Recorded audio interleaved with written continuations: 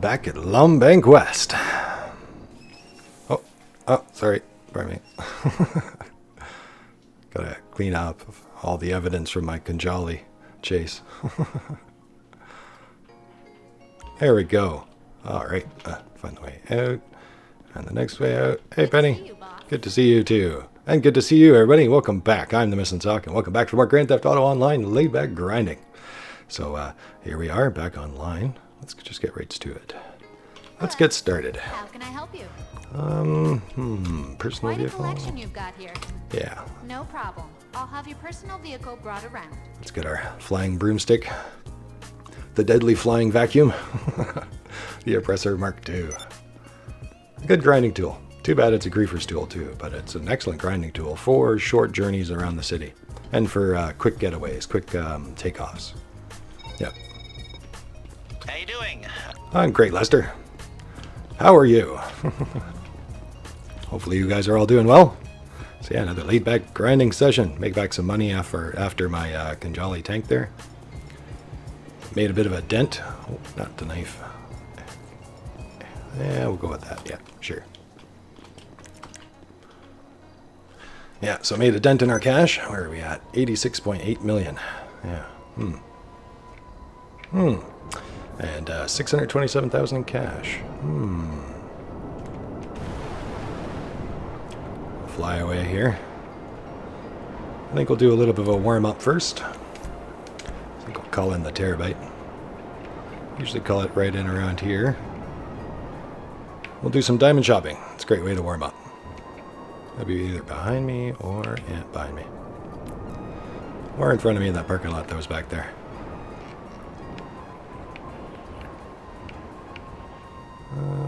We don't need to rearm it. It's good to bring it in and rearm it if you've been using it. Oh, then I knock it over, which can be a pain with this bike. And then you try to straighten it out and it'll send you flying. Straight out. No.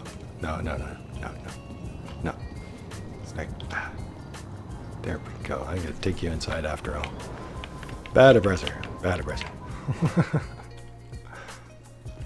But usually it's easy to pick it up, but every now and again it gets like stuck like that and it won't let you. It's kind of a pain.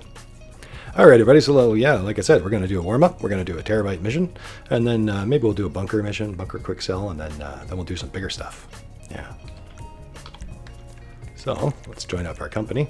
Now my crate warehouse is ready to go, too, so that means I'm at a risk of a raid, so I'm going to try to be quick in my company. To avoid any raids in the MC or in the CEO company as well, you just need to make sure, as much as possible, try to stay in a mission. Because missions don't count as idle time.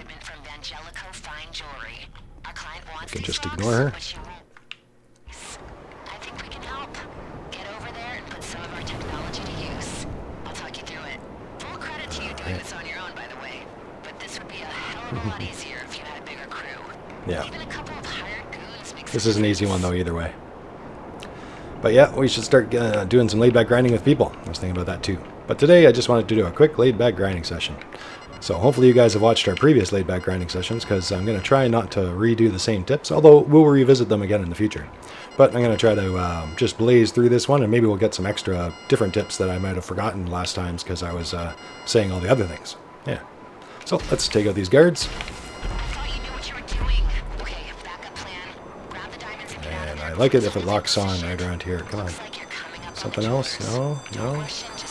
Oh, it's not going to let me. Sometimes it'll lock on to some of the other guards, and you can fire a couple missiles right in the door. Oh, my. Oh, need to warm up. My aim's a little off today. Give me the diamonds, man. Hand them over.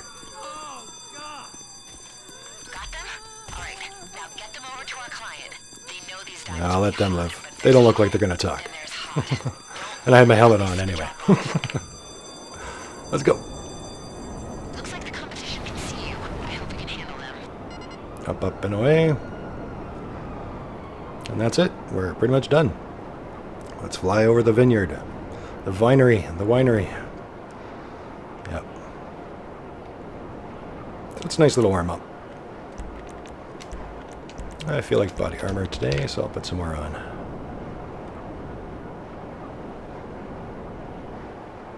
Yeah, there's always a debate out there, body armor or no body armor.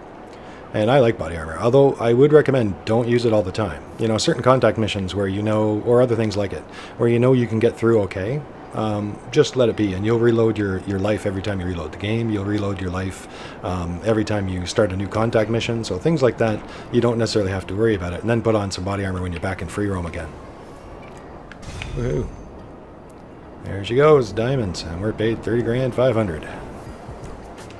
And then, like I said, I can just leave my company. And I don't have to worry about being raided. Not really worried about it, but, you know, just keeps the risk down. You know, it doesn't really do me any good to be in the company when we're not doing anything, unless I have friends with me. Okay, fine work. I hope you're happy with that paycheck. I'll go over here to my bunker. The Chumage bunker. And it should be ready to go. Yeah, so the Terabyte missions are great missions. They pay just over 30 grand for each one. The only downside is they can only be done once every half hour. I think it's 25 minutes is the timer, but depending on how you count it, then when you start the mission or end the mission, it's about 25 minutes before you can run it again. All right. Let's head over to the control panel, to our computer, our office computer. Oh, the bunker's not quite ready. But it's on its last little touch away from it, actually, I think. One more touch away, and then it gives me the 140,000 that I normally have. Now, some of you veterans might notice, though, that sometimes you get different amounts. Sometimes I've had this, 133,000 that you see the value in the bottom right corner. I've had that be full, even though it's the same one supply, $75,000, one supply bar that I'm getting in. But sometimes it's normally 140,000, but sometimes it's 133, and a few times I've had it be more, thankfully. So I think it's been 155 or something like that, 160 once. For no reason that I'm aware of. Yeah, back when we got our first bunker, actually, I'd have to go back, but when in our original episode where we bought it, it shows later on, it shows that I made one weapon before I'd even gotten any staff or upgraded anything. It's kind of funny. My guy must have made a handgun all by himself. So should I just run that or not? I think I might just run that and let that tiny bit add on to our next amount. So, yeah, normally it's 140,000. So a lot of my math, if I tell you guys it, it's going to be based on that. Yeah. So the bunkers, like we talked about before, they give you a solo single vehicle for any value amounts that are under 175,000. So you can go up to 175,000 in value, and it'll give you only one single vehicle, easy to do solo. 2 vehicles can be done solo, but it gets difficult. You have to do a lot of leapfrogging back and forth, and it can be very hard. Ooh, see, my bunker has made us lots of money, 50 million. And this is our 202nd sale. Nice. So let's resupply it, 75,000 on the way. And I usually make it one-stop shop, I call it. You know, I come in, I order supplies, 75,000, and then I sell the previous 75,000 from the last time I was here, which is now turned into normally 210,000. But right now it's a little slow. And I don't feel like waiting for it, so let's just run it. My next one should be a tiny bit bigger when I run it again. Maybe. You never know with Rockstar. All right, what do we get today? What is it, Agent 14? What do we got? We're all business today. Oh, better. The guns are in an insurgent. Get it to the buyers and your job is done. All right. We like that. When he says we're all business today, it's a great mission. Yeah. Probably the best bunker sale, actually. Although the Phantom Wedge mission is close behind it. But these missions are usually just straightforward, and you bring it to the spot and you're done. Now, I do believe there is some variation, though. I think sometimes the cartels can attack you. I think sometimes you can have police on you. But usually you can just ignore them and keep driving through. And with the police, just call Lester and you're done. But many times it's just a straight drive-through. Yep.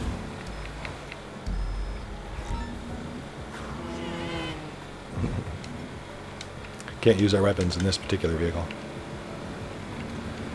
Yeah, so the bunker usually makes me, well, like I said, usually it's a $210,000 sale, is the one I normally do. And that one, because I'm putting in $75,000 in supplies, that means it's making me $135,000 in profit every time I run it. Bird. Look out. All right. Back on the streets of Los Santos. No casino yet, but it's just around the corner. Could be tomorrow.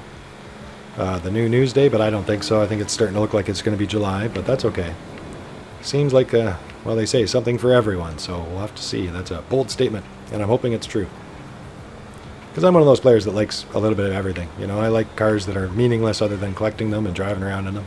I like weaponized tools, you know, like business assets like this that you can use for certain situations or with friends, you know. I like new properties, places I can go, especially if there's stuff going on in them. Yeah, some people didn't like the After Hours DLC. I did. I thought it was about time that they did something that wasn't completely, I don't know what to call it. Well, I don't want to say I don't mind it, but violence-based. But I don't mind the violence, right? Like, I like the violence in the game, you know. It's part of the game to face your metal and give it back to them. But at the same time, you know, it's nice. Well, it's a city, right? It's kind of sort of a, it's a spoof, but it's a world simulator. It's a life simulator. So there should be other things out there, collector cars and properties you can own and other stuff you can do that's not really related to everything else or not necessarily profitable. Yep. Some people, and I agree, that think that they should have done some kind of like a party DLC. I think I might mention that a long time ago in the past, around After Hours. You know, there's all kinds of like the After Hours van, or a bus I should say, with the big speakers on it. And in the mission where you get that, for the club, there's a big outdoor music festival going on. And some people would like it if you could run things like that yourself, you know, just for the fun of it. You know, be able to go somewhere and initiate a music festival. That'd be cool. Here we are. Our job is done. This one, anyway. Weapons delivery. Weapons. Get your weapons here. And your ammunition. Lots of ammunition. Alright. Let's call in our vehicle. We could also call in our CEO vehicles, too. But I might leave the CEO company anyway, I guess, for a moment. Just in case of raids. They can be interruptive. The other day, we got our Enos Cognoscente Cabrio hardtop convertible. And you guys don't know because I cut it out, but I was bringing you guys back because it was nighttime. Looks like you sold out. To the right people, too. Thanks. Yeah, all the right people. But yeah, halfway through I was going to bring it back so you could see it in the sunlight, because I thought, you know, the convertible just looked better in the sun. And the first time I tried, I got raided. You know, just for a moment I switched to my MC just so I could get rid of a vehicle and then call in my car. And in the brief moment I did that, you know, I got raided. It was so annoying. I am not a fan of the raids. Where should we go? That way or that way? That way or that way? Yeah, let's do the big sale. Let's do the big sale. Yeah, so I was thinking about doing a rare cargo sale too. And I think they might have a cooldown timer, but I think at different warehouses it should be okay.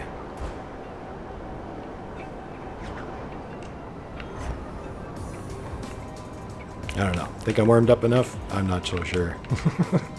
But we'll try anyway. We'll see what happens. In we go. So this is our large crate warehouse. Is it the Zero Gas building? Yeah. And I kind of like it because I've got the car warehouse right across the street at Bilge-Go. Out back of Bilge-Go. Yeah, so it kind of gives me this corner as my own. Not so sure it's the best location, but I like it. Especially being that a lot of my stuff's all along the coast, so it doesn't take me long to get around. Alright, let's have a quick look. Even though I said blaze through, you can't not see it before you sell it, right? It'd be nice if we could just set aside all the bullion and maybe all those, yeah. Yeah, all the alcohol and tobacco at the club. We can get rid of so much of this all by ourselves. What do we need these other people for? Yeah. All full. Yep, so I've been running that. So tomorrow's a new event week. It'll probably be like bonus money for the crate missions because I'm selling now. So you guys hopefully will get that. And it'll be all my fault because I don't get the money now. I could wait and see, but I don't feel like waiting. And I don't want to run the risk of a CEO raid. So CEO raids, once you're over 50% in your crate warehouse, full, once you're over 50% full, you start having a risk of a raid. And it increases in risk as it gets more and more and more full. And then the most risk being when it's completely full. So that's the way it works these days.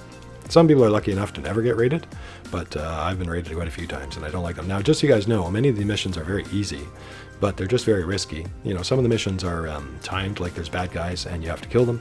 The longer you take, the more damage they do to your stock back there, so you lose money, basically. Those are relatively easy missions. There's another one where they've taken all of your stuff, all of it, in a truck. You can't even do that. It's really annoying because they fit all your stuff in one truck and off they go. And you have to go stop that truck, and it's generally a truck hijack and bring it back here.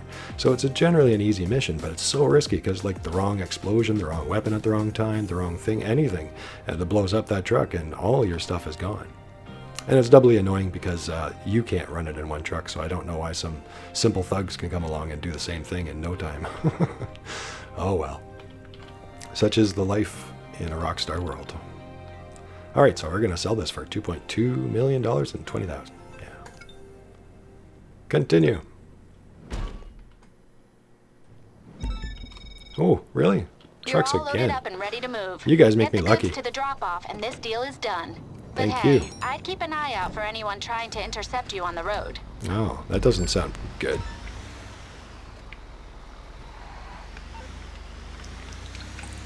Yeah, that doesn't sound good at all. So it's been a while since I used the tracker one on this particular mission. We've gotten the trucks a bunch of times. Like I said, you guys must be lucky for me, because whenever I try to show you guys other things like the Titan and things like that, I just keep getting the brigades. I'm not complaining because they're probably the best and easiest way of doing it. So, we gotta find the location.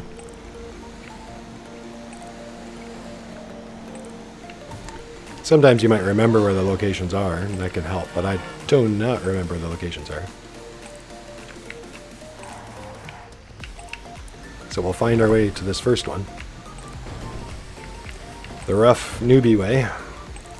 And then we'll hopefully remember to set our GPS so that we don't have to worry about it for the next ones. Because I do believe that all of them should go to the exact same spot. At least that's how it was in the past. Pretty sure it's still the same. We'll find out.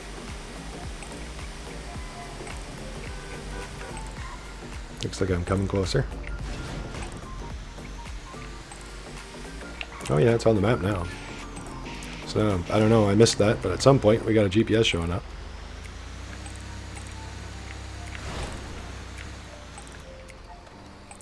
There we go.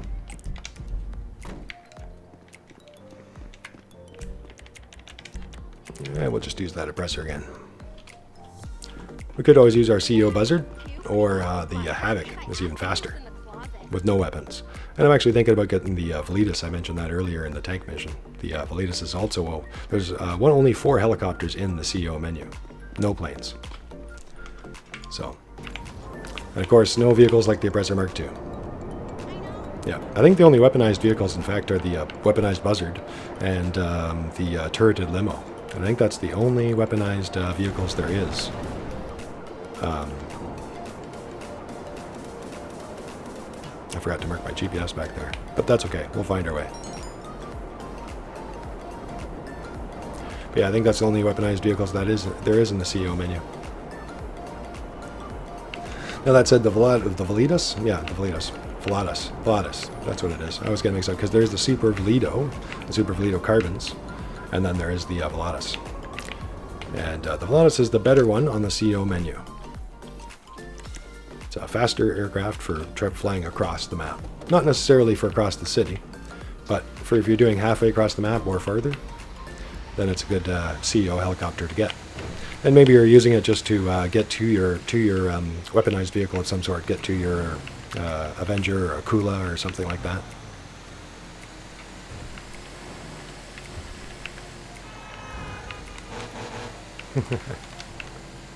Zoom. So I notice, whoa, don't go with the edge. So I notice we've got a GPS now. We don't have to set it for the moment. And I think in the past they didn't do that. They'd make you use the tracker over and over to the exact same spot. So smart people would set a GPS. Nope. Changed it. Should have left it on there. Excuse me. Go through. Making news for Weasel News back there. Weasel News building. Weasel News, catching news right up front. Had nothing to do with the fact that I am partially employed by them running my news episodes. There'll be another one tomorrow on Thursdays. Used to be Tuesdays, but now it's Thursdays. Oh, we're gonna have to go around.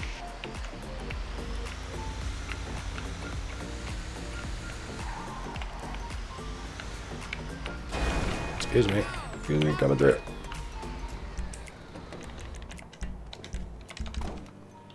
All right, that's 2. Now watch, the third one's going to be in between them. It loves to do that. I got a feeling that's exactly what's going to happen. Oh, up and away.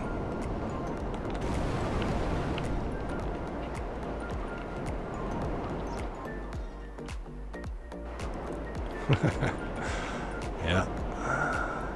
Such a strange machine this is.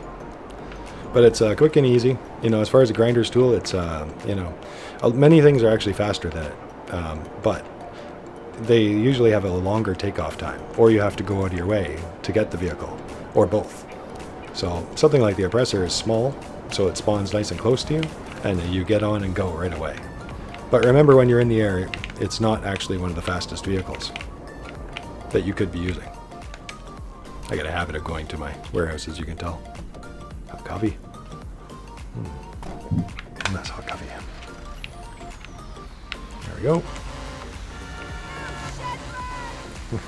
Coming through. Alright, now this crate warehouse, the large crate warehouses, which is what I recommend. That's how you make the most profit, because there is a bonus as you go along for a full crate warehouse. As I explained before, it's hard to say what the bonus is, because the bonus adds on slowly to each crate as you fill it up. So more crates, more bonus, more crates, more bonus, until all the way up. And I think the last crate is worth 70, 80,000 in a large crate warehouse, something like that. And it holds 111 crates, I do believe. So I think it takes, off the top of my head, 37 missions to fill it, assuming you don't mess it up at all, which is normal if you do. It happens for a lot of us every now and again. Sometimes the game can glitch out and even lose you packages and things like that. Now if it does, you know, if you're on, you should buy 3 at a time. It's the best. And if you get it stuck in some place, try getting the other crates first and then come back.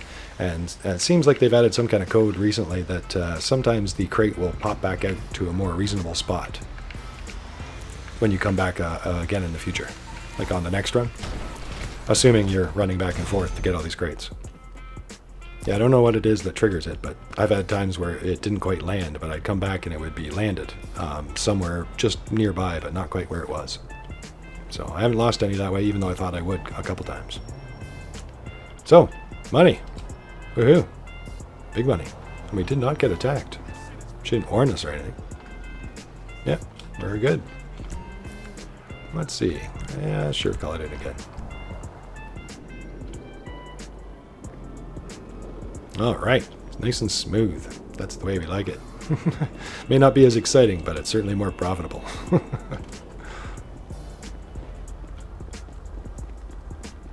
Yep, so we're now back up to 89.2 million. Much better. Much better. On the road to 100 million, but that's going to be a slow road because I'm going to be spending stuff at the casino and spending stuff all the time anyway. Just like the Cabrio hardtop convertible we got. There's a list of cars I still have to get, so we'll be picking those up in between things too. Now we could run another terabyte mission. We could get a CEO car, or maybe we'll see if we can run a back-to-back sell mission. Yeah. So this is something new today for the grinding series. I'm coming into my old medium warehouse.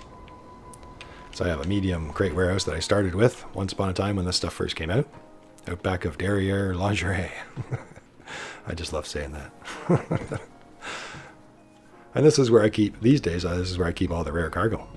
So all the things are here. The rare film reel, yeah. So like the forgotten lost film.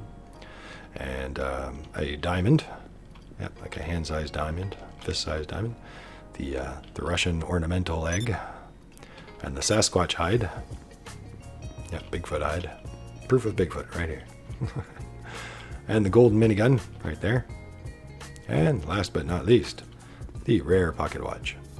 All right, now I don't remember all the values, I don't have them written down with me right now, but I do know that this is the most profitable one of them all.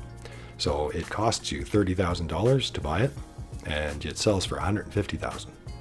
They all have different amounts, but generally speaking, this is the most profitable one. And whenever there is a double money event, they usually give it for the rare cargo as well. So I think we're going to sell ourselves this pocket watch today. So I'm going to test something out, and I'm pretty sure it's going to work, guys. So I'm going to tell you guys about it now, even though it's ahead of time, but I'm pretty sure it's going to work. So I've had my this full for a little while. For fans of the show, you might know that. And I was kind of waiting to see if I could get any duplicates. So apparently, no, you cannot get any duplicates. No doubles of any of these, which is too bad. I wouldn't mind having a whole bunch of diamonds or something. That'd be cool. But you cannot have duplicates. The game stops you. Now, here and there in the past, you might see them, because here and there in the past, there was ways of getting duplicates temporarily with certain bugs and glitches, like when the Terabyte first came out. So some people out there might have more than one. But if they got rid of them, they won't be able to do it again. So if the game's working right, you can only have one at a time. Now, there's a one bonus to that. That means that we can sell the most profitable one here, the rare pocket watch, and it should force the game to give us back the rare pocket watch when she calls us again. So later on, someday when I'm doing this stuff, Penny should call me with a rare cargo, and it should always be the pocket watch. So I figured doing this, that way I'm always doing it the most expensive one, the most profitable one, by keeping all the others so I can't get them back. And it gives me a nice little collection. We can only sell all? Really? Well, that totally messes up what I was saying.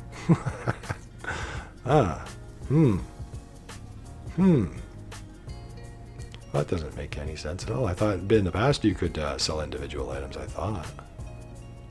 It just shows the egg. Snake oil consultants.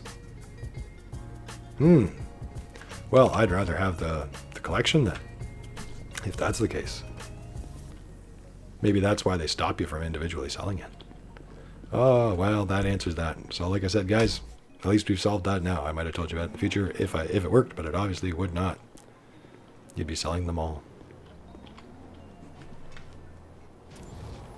Yeah. Now, it might work if you separated them, though, but that would take a whole bunch of warehouses. It would take like 5 warehouses or something, and keep one in each one. Too bad. Off to the MC stuff. So let's do the cocaine lockup. It's the most expensive one. Why not do that first?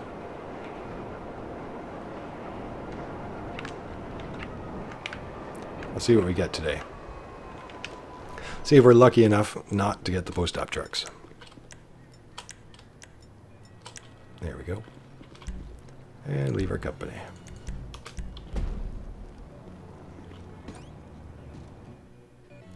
Yeah, I was hoping I could do a little special rare cargo sale, but I swear I thought you could do individual items. Apparently you cannot, if they're in the same warehouse. All right. The cocaine lockup has been good to me, as you guys can see. Coming up on 50 million. Now, I'm not exactly sure how it counts that, if it counts the supply costs. I got a feeling it doesn't. But still, it gives you a number to go by. 109th sale. Sell stock, 420,000. That's the normal amount that it sells for. Oh, yay. Doing this, huh? Yes, we are Box doing in this. the back of the truck and ready to move. Get Yay. it to the buyer, and you're done. Yay. All right. Woo. Probably the best MC cell mission. The single truck cell mission. Although with a couple players, you can get the backpack cell mission, which is a nice, easy mission too. You can hop in a car or in an armored vehicle or in a helicopter and away you go. But when you're on your own, this is probably the best cell mission. Nice straightforward drive, although there is some attackers, but they're just 2 at a time on bikes, dirt bikes usually. So yeah, 2 on each bike.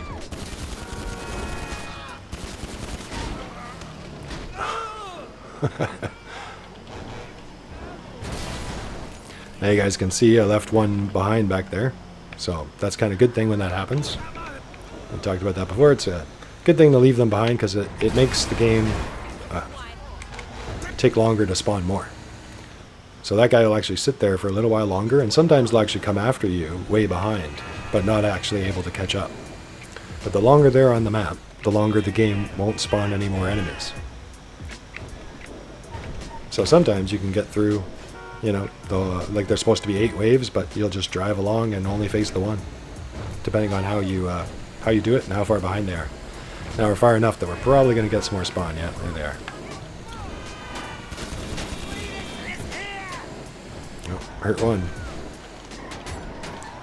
Sharp left.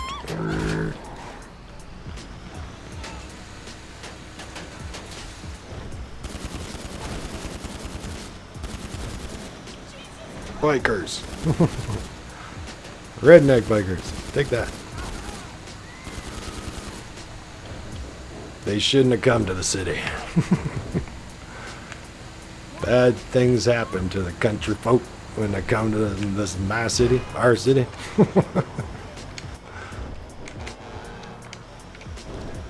Yeah. Our one-man biker gang can take on any dirt bike gang. Single-handedly.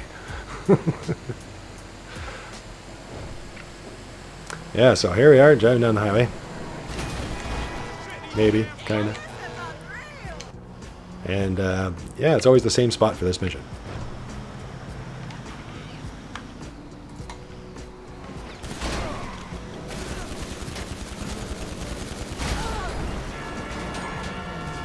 Let's cut across. Usually I'm a little smoother, but the truck can take it.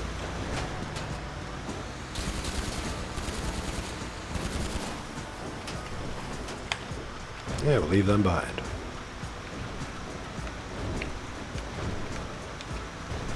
On the dirt road.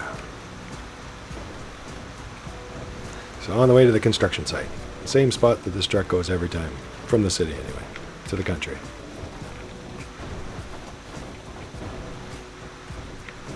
Yeah, so all my other MC stuff is ready. My meth place might still be still finishing, so we might run that one last.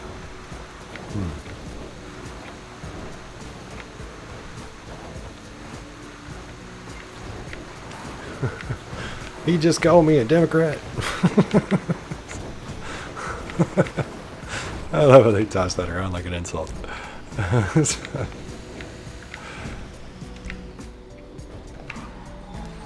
Oh. Watch out, man. Weed delivery. Oh, no, not weed delivery. Cocaine this time. Even more valuable.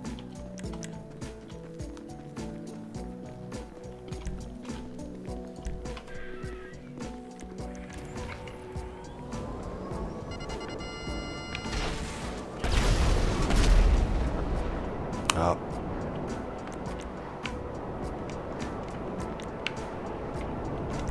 There we go. So I dropped out of my MC to avoid any raids happening. And I blasted. The bikers were still there and they still show up as a target. So every now and again I let them have it. And it can upset the guard there. So, but that's okay. He's faced some punishment before for those that have watched the series. I think the last time he got it pretty good. So I feel bad for him from the last one. So I'll let him be today. And he didn't really say anything to us this time, so good job. Alright, there's the weed farm. We could drop down and do the weed. Weed farm. We're right here. Yeah. It's an opportunity. We could always run a headhunter mission too, quick and easy. Switch into our company. But I'm going to keep on going for the big ones first. So let's see what happens in here. And then we've still got a counterfeit cache and the meth lab to go. We could always do other things too, like the CEO cars. And I was saying before we should do some crate missions. I don't know, maybe do a crate mission runs or do some kind of a guide for crate missions maybe. There's a variety of them. It's hard to show them all because they're kind of random. A good chance for coffee. Log in. Resupply, sure. We'll resupply that while we're here. Okay. Another 45,000 out. I usually believe in buying all the supplies. It just saves you time and you can make better money than the supplies you're spending by running missions instead of running the mission to resupply. So always buy supplies in my opinion, unless you're new and that's the only business you have and the only thing you've got to do.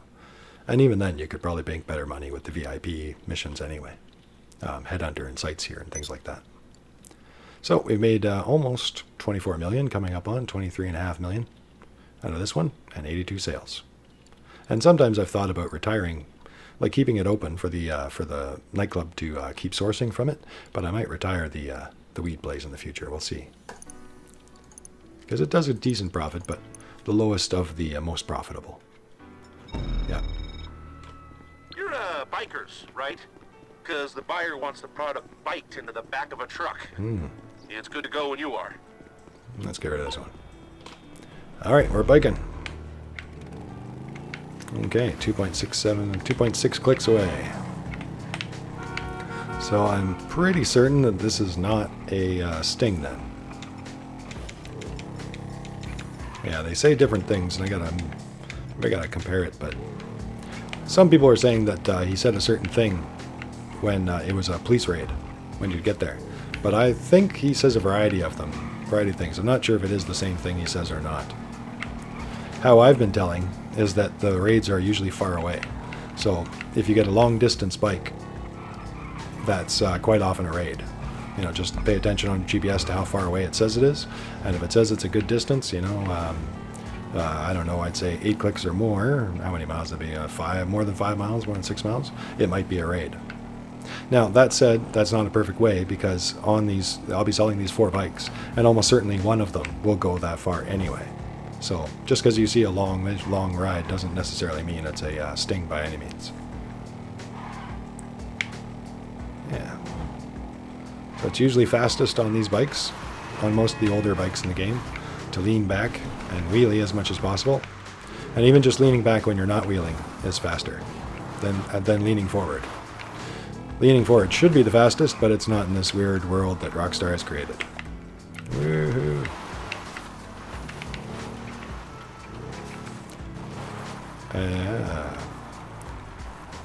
And I wouldn't admit to anybody but you guys that that's the first time I've made it down that hill pretty successfully. Almost always it's, well, I always make it down the hill, but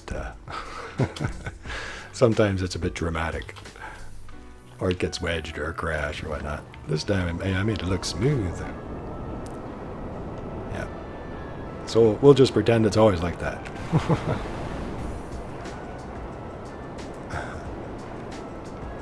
Yeah, so you want to do wheelies as often as possible if you want to save any time on those bikes.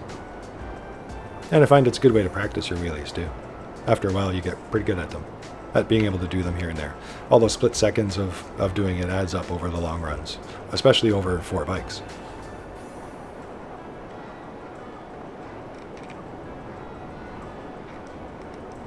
Fly our oppressor in.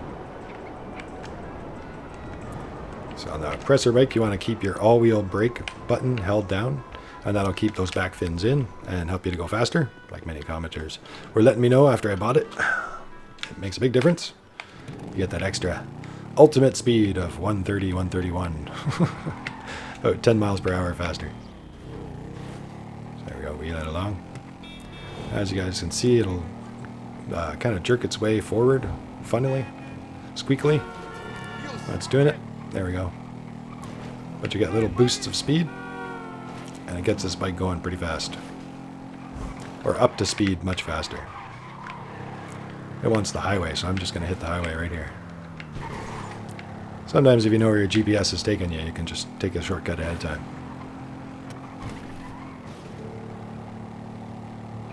Yeah, any kind of little bump will set it off. Although once you get up to top speed, it doesn't seem to be able to do it anymore. So once you're at top speed, I think I'm more or less at it now, still keep leaning back and the bike will go faster than leaning forward. So I know it shouldn't be like that, but it is. This is not the case for all bikes. Things like the drag bike work properly. You need to lean forward to get it to its top speed. But that's not the case with things like the older bikes like the Western Bagger here.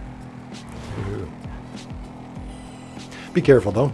But as you do it and practice it, it gets easier and easier. That's a good way to get your wheelie skills up. Yeah, probably those, I think there's achievements or something related to them too. I can't remember. That was a long time ago. Most people get those by accident as they're doing stuff anyway. So let's see if we can do some cross country here. Because I'm kind of familiar with this area. Yeah, it goes back and forth. It's kind of a power plant there, wind power plant. A bird killing spot. Cancer is causing sounds. So watch out for that. Stay away from there. Yeah, that's funny. Both in real life and there's a car commercial, or a commercial all about it for those that haven't watched the TV in the game. That's quite funny. But the dangers of it.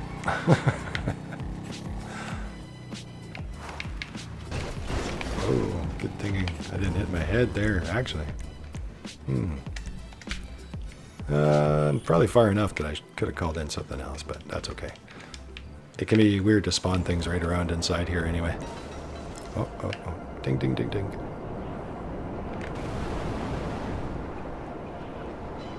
Yeah, so you want to hold down your all-wheel brake, and you get that extra speed. Extra bit more, up to the 130. Yeah.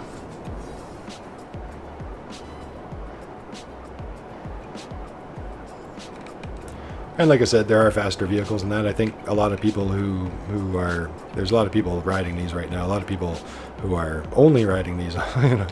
But like I said, if you do longer trips, you realize that it's really not very fast. There's a lot of vehicles, a lot of helicopters that are faster than it, never mind planes. But if you're doing quick trips around the city, it's hard to beat it just because of the fact that you can just jump on and go. You don't have to go to your way to the aircraft spawn point or call Pegasus or like go to the helipads or stuff like that. And it'll be right there.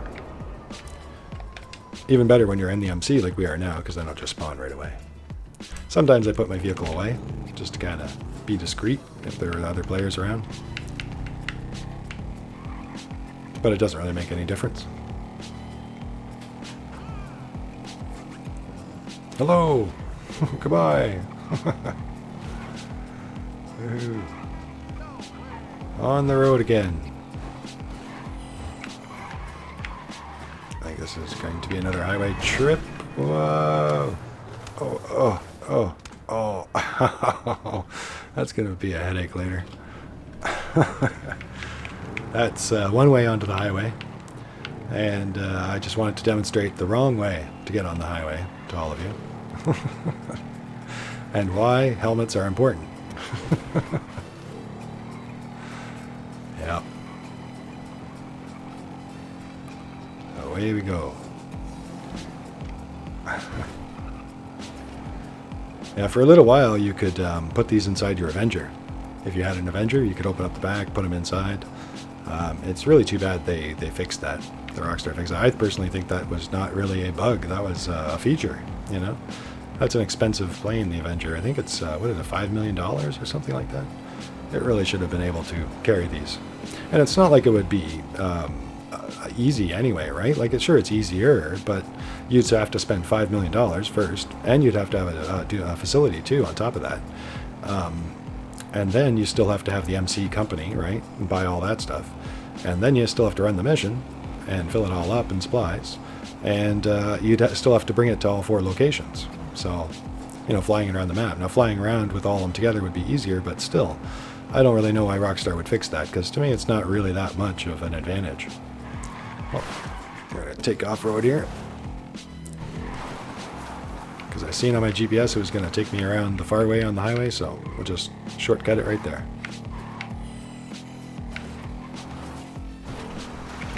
Cut across here. Watch out for signs and guard posts, guardrails. Very bad for bikers. Very, very bad.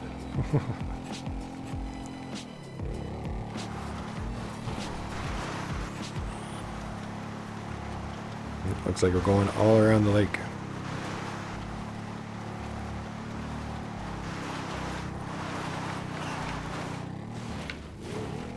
Yeah. I gotta wonder if it took me all around the lake, maybe I should have just kept on the highway. I took the highway off-ramp way up there. It probably would have been faster, you'd think.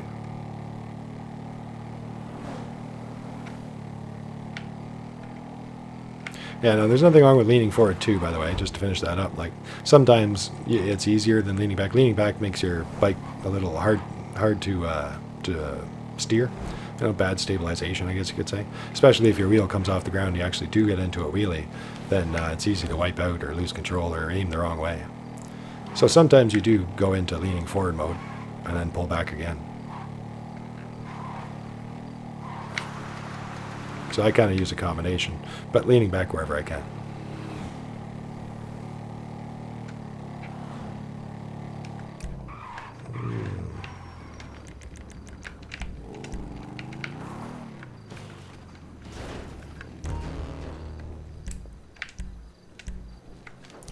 too, just in case. But I think we're far enough away. We'll take something faster. And I happen to know that the Avenger spawns right here, so it's a good spot to just jump right in your Avenger.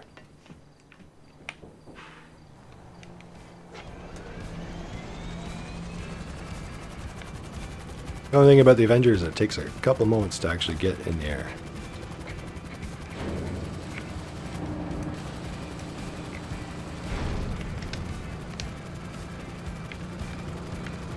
Avenger away!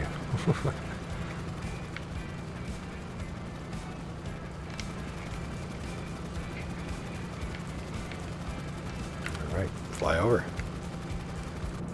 Do we have... Not all aircraft show you a airspeed. One of those dials. One of those dials might be airspeed. It should be airspeed. Yeah, I think. I do know the speed of it, but I don't have it written down. But we are definitely well above the 130 of the oppressor.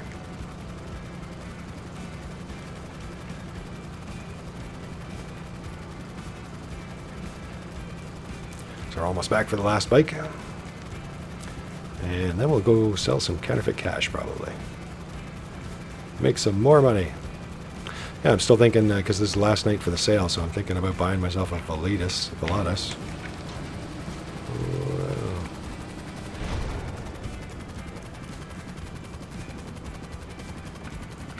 I came at it a little too fast that time around.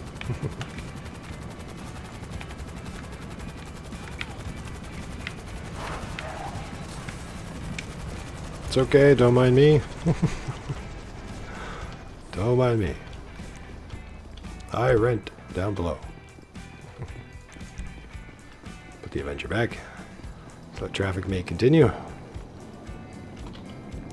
And we'll take the last bike. Weed away.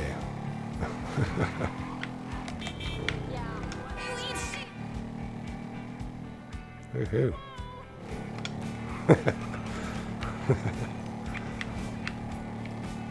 All right. Whoa. That's a big jump. We're going to be driving by the casino. There's the Be Lucky Los Santos 7. I got a feeling that might change. Not sure if they're going to leave that there or not. But I would think that it's not the Lucky 7. It's the Diamond Casino, as we know. So I got a feeling all this is going to be different very, very soon.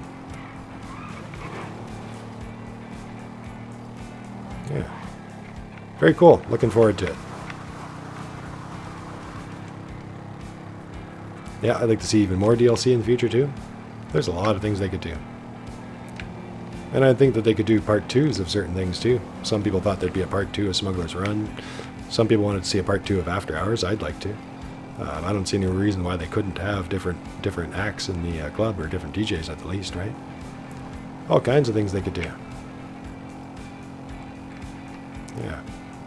Because I personally think it's still going to be a couple more years till we have GTA 6. And whether or not that affects GTA Online or not is yet to be determined, yet to be said. Because like I said before, a lot of big companies don't want to rock the boat, you know. And in many ways, tellingly, Rockstar, in my opinion, has kept GTA5, in a sense, separate from GTA Online. You know, most of the time they talk about them like they're two different things. Going forward, I think that's going to be the way it is. Now, I hope that GTA 6 rolls it into the new GTA Online. I hope it brings us, finally, maybe some map expansions or something like that. Some new cities is the rumor. You know, being able to go to Vice City. Woohoo. And being able to go to Liberty City. And, of course, being able to go to Los Santos, where we are now. Now, I'm not sure if there's any truth to that, but it sounds reasonable. It sounds popular. It sounds like a good idea.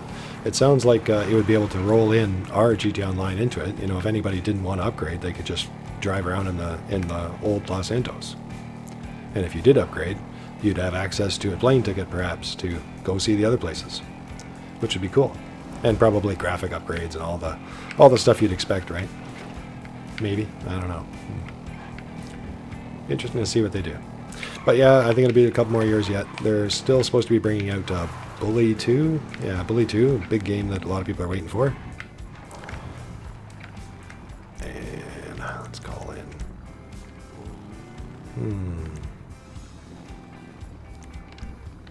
Yeah, we'll go over to the airport first. Yeah, I'll just call that in.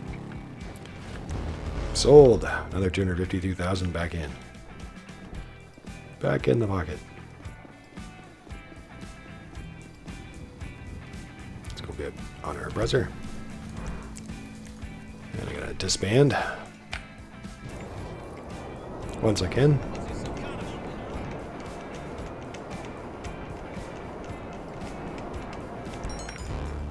There we go. Alright, and our bills are coming out as well right now.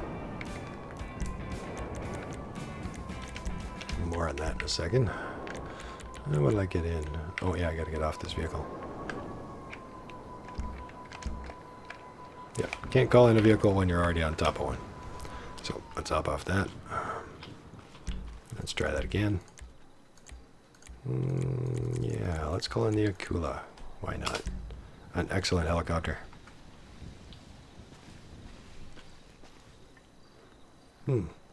So I just got charged the bills a moment ago that I was just mentioning. Now, if we weren't doing laid back grinding, because I'm kind of wanting to keep it going, right?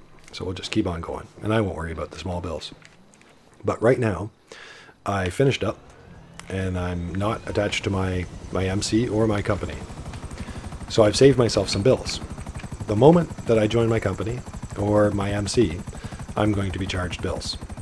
So normally, it'd be a good time right now to take a break, to reload the game, or to change sessions. Unless you mind those kinds of little fees. Those fees can add up over time though. So if I join my MC, well actually the MC and the CEO, you get charged for the bunker, which is 9,900 some odd, so about $10,000 in bills that's added on. And if you're in your MC, you get another, if you have all the MC places like I do, for your nightclub, or to make money off them like we are now, that charges you another $30,000 in bills.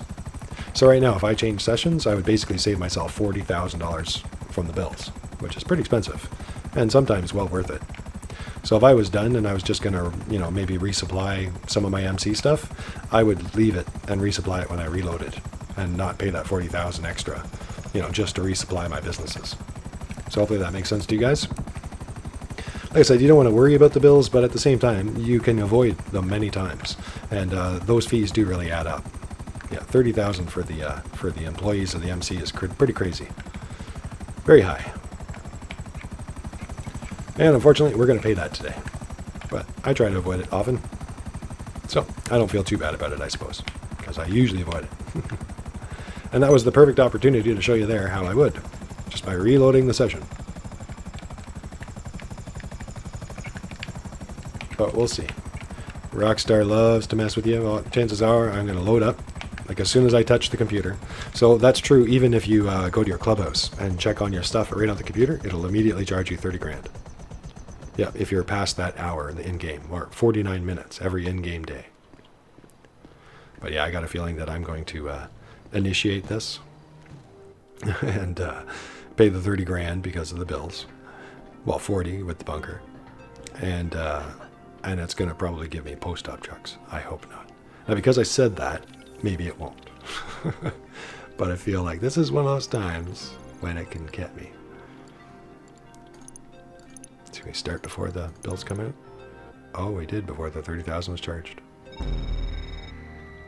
We on? Okay. It's a Boat. boat drop. Hey. Products loaded and waiting. They'll pay more for it if you get it to them quick, so get on over to the dock. Thank you, LJD. Boats aren't too bad. Way better than the post-op trucks. So for those of you that are new, who haven't caught the other ones, but like I said, you should watch our other laid-back grinding episodes to hear more details and stuff like that.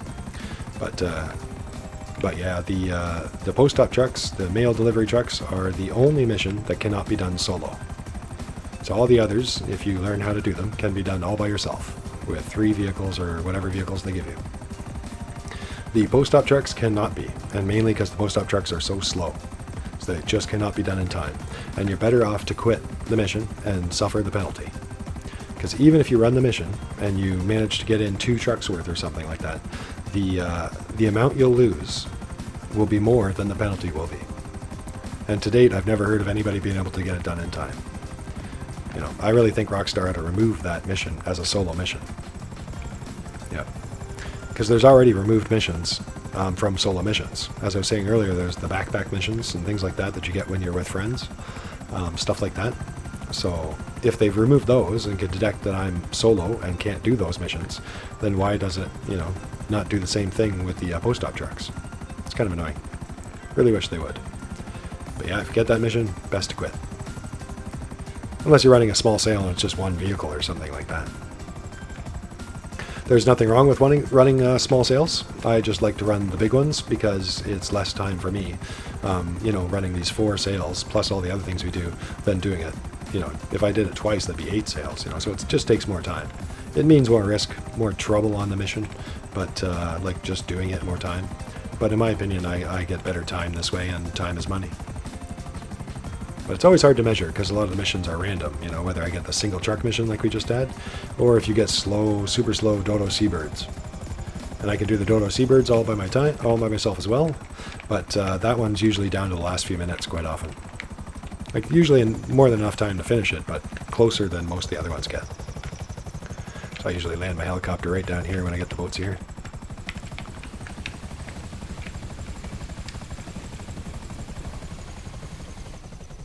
The Akula is a almost must-have for any serious Los Santos kingpin, being a stealth helicopter. Sometimes it's just really handy having that. Yeah, you put it in a stealth mode and you're off the map for free, other than the cost of the helicopter, of course. Yep. And what's really cool about it is all 4 people inside are all stealthed. So if you had 4 different CEOs, 4 different MC presidents, and all of you had 4 different cargoes, you know, you were each doing different missions, it would hide all of you and all your cargo inside the helicopter, which is pretty cool. No blinks on the map. Unfortunately, it has no countermeasures, but hopefully you can avoid anybody, and that won't be too much of an issue. And it is a fast helicopter, so oftentimes you can outrun missiles, and you can also try to dodge them too. Depending on the missiles, it can be easier to dodge them than you think with something like the Akula. Maybe in the future we'll talk about some of how to dodge some missiles and sometimes survive. So here we are in the boat sale. Where we get us the dinghy, the Nagasaki dinghy. Yep.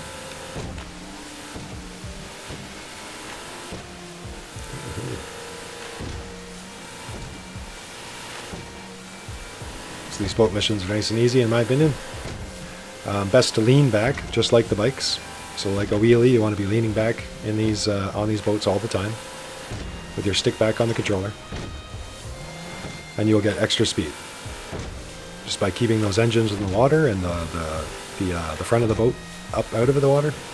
Less drag, I suppose, and it goes along faster. And we've said in other episodes to try to catch the crest of the wave sometimes if you can help it.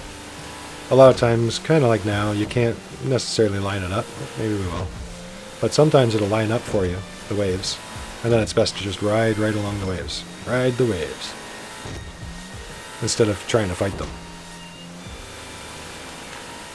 And if you do it right, you can get a good burst of speed from leaning back and riding along the crest.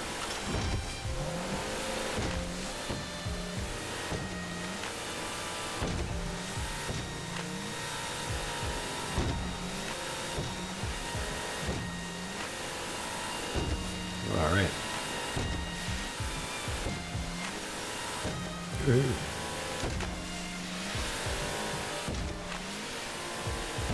Smooth ride.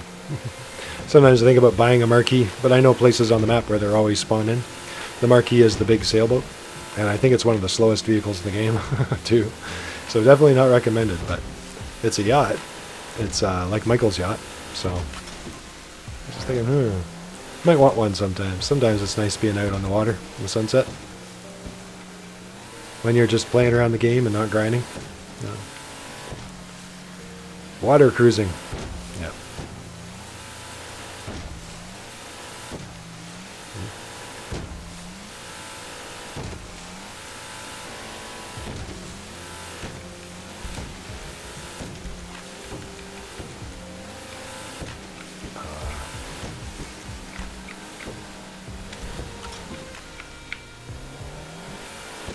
Oh yeah, call that in.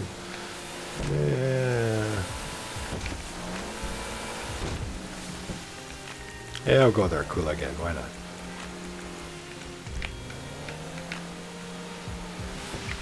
Usually I call it in ahead of time.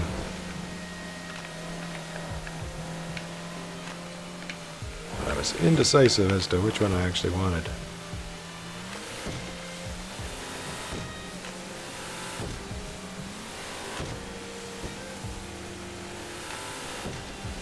Usually it spawns it closer too. If I had called it back when I should have, it probably would have been a little closer than this. But that's okay. It's right here. And away we go.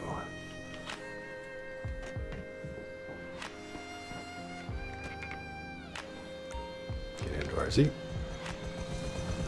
Stealth mode.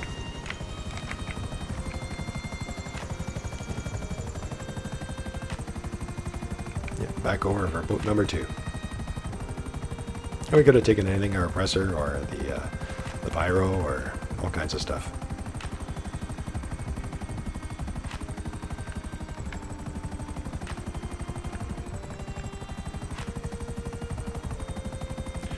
But I do like having a variety, because then, you know, sometimes you're in the mood for a helicopter and stuff. It's a lot easier to cruise in a helicopter without worrying about crashing, you know, when you put your hands off the controller for a second or anything like that.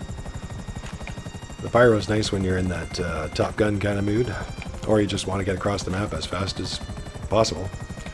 As far as I know, that's still the fastest vehicle in the game, the pyro.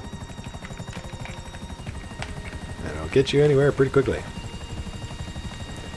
Although, like I said, if you're only going across town, you know, small distance or things like that, you're quite often better just to grab something easy and quick like the Oppressor Mark II or something like that,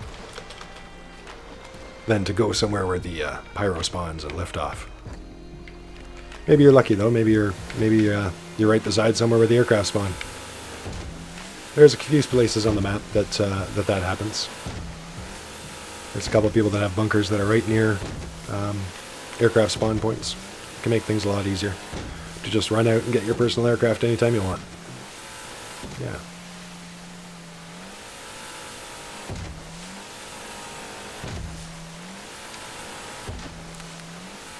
Oh, fighting the waves. Woohoo.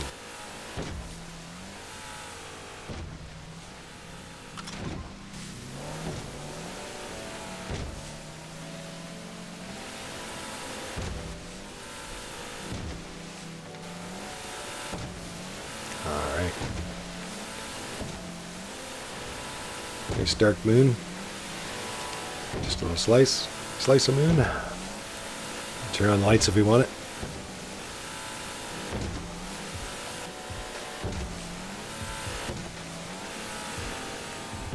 Or darkness.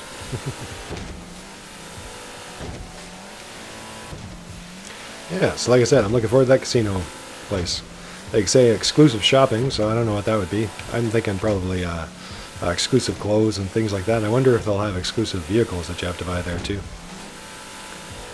And I imagine it'll be a property of some sort that you can buy shares in. So everybody can buy shares in it. Yeah. I wonder what kind of a business it'll be. Because it's almost certain to be some kind of a business. But what Rockstar has us doing, because when you think about casinos and movies and things like that, there's all kinds of things you could be doing, you know. Casino heists. You could be doing kind of like you know, running the casino like the mafia would be, or something like that, like a criminal organization would, you know, protection and all that stuff, and rigging the games and various other things like that. Who knows? Or just bringing in new clientele and running the business like a proper business would be, promoting it and all that kind of stuff. Kind of like some of the stuff that the After Hours DLC Nightclub stuff wanted you to do, the promotional missions, which you can avoid by just changing DJs back and forth like I do. But yeah, it's hard to say what kind of a business we're going to get.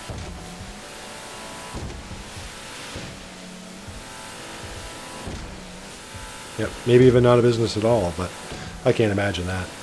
And something for everyone implied that it would be, so, to me. So we'll see.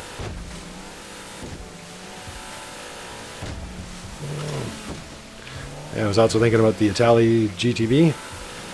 Maybe if I can get some time late night tonight, I might get that. So I'll tell you guys ahead of time. So if you want to buy one, you can wait and see what I get. But they're on sale right now too. Yeah. And that's a Benny's vehicle as well, so you can turn it into the Itali GTB Custom, which is probably what I'm going to do. I'm not sure if I'll be able to get that done in time, along with a Volatus or not. So we can have a new company asset for the CEO companies.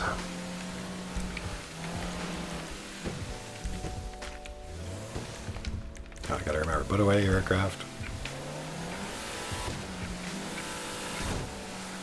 And then you can call in something like your oppressor or a car or whatever, and then you can call back in your aircraft again. It's so annoying that it's like that. They should just do away with the you already have a vehicle out, you know. If it's not near you, then let you call in another one.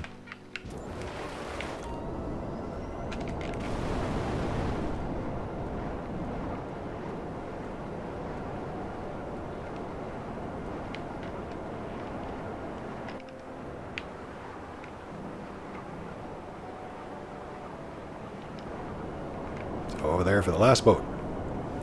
For the last 5 drops. And then we've delivered all our counterfeit cash. So like, it's funny, some people I've talked to still think it's funny that that you're selling counterfeit cash. I'm like, yeah, well, yeah, lots of organizations buy it. It's a real life thing, believe it or not.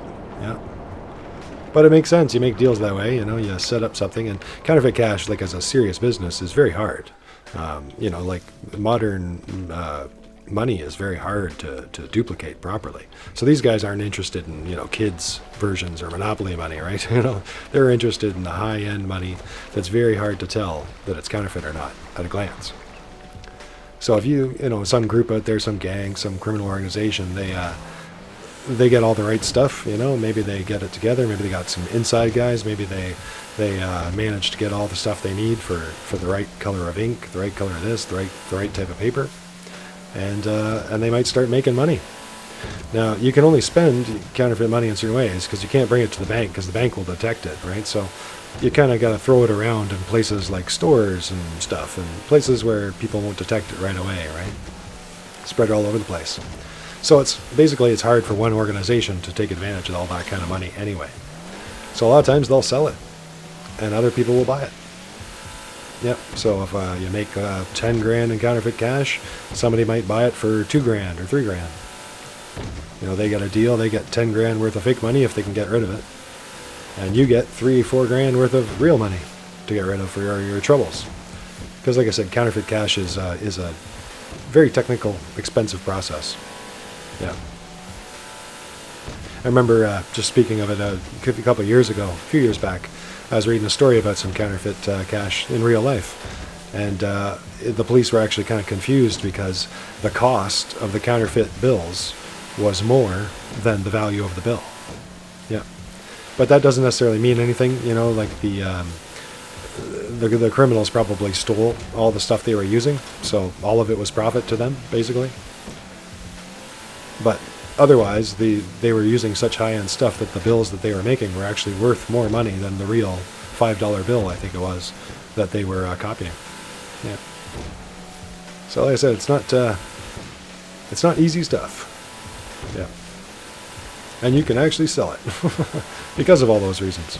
Yeah. To other criminal organizations. Yeah. And that's what we're doing right now, apparently. Apparently they like it boat delivered for some odd reason. I do not understand.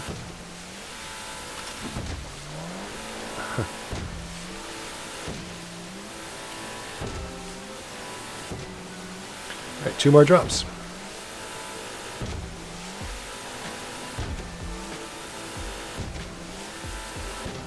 Yeah, not much riding the waves today. There's a little bit.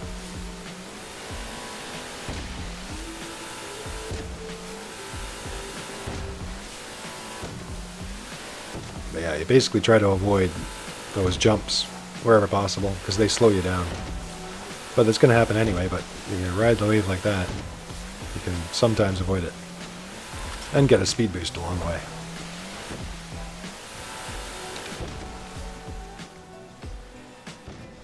Away we go to the last drop.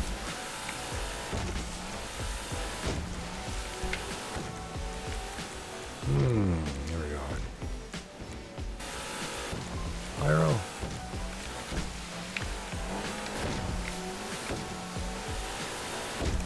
I think I ordered it. Yep. Nope. I'm already heading over to the plant. We got some more money to make.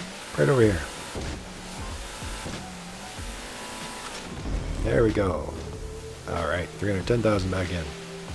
And we're back over 90 million again. Yay.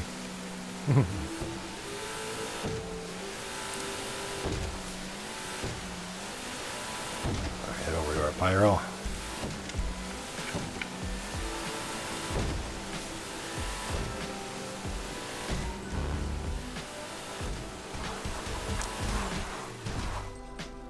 And disbanded the MC. We don't need to wait for Lester's phone call or anything like that. And that way we avoid a raid. Maybe. Sometimes it'll still catch you. But I find it helps me avoid raids. And every now and again you'll see a pop-up saying you're already in, you're unavailable for a mission. And sometimes I wonder if that is a raid that can't get through to me. I hope it is. And I hope it stays that way, that it can't get through to me. When that happens.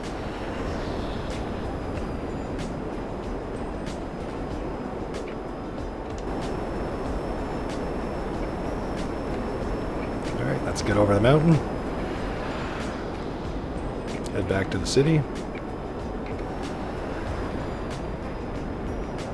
And make some more money.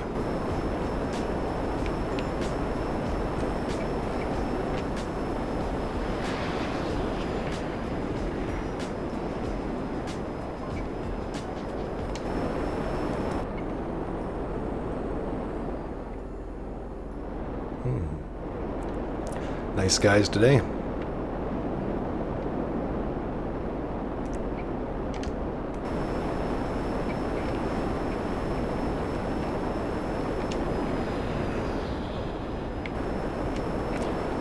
Well, let's see. I think we're going to head over to our meth place. Finish up all the MC's things. All the MC stuff for now. With the last one.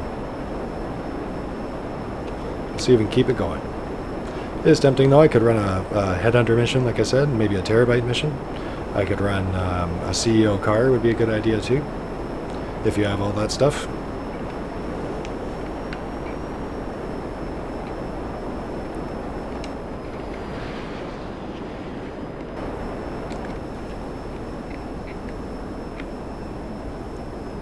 Alright, see if we can land it. Lately I kill my engine, and then I turn it on. Ooh. Hit the car though.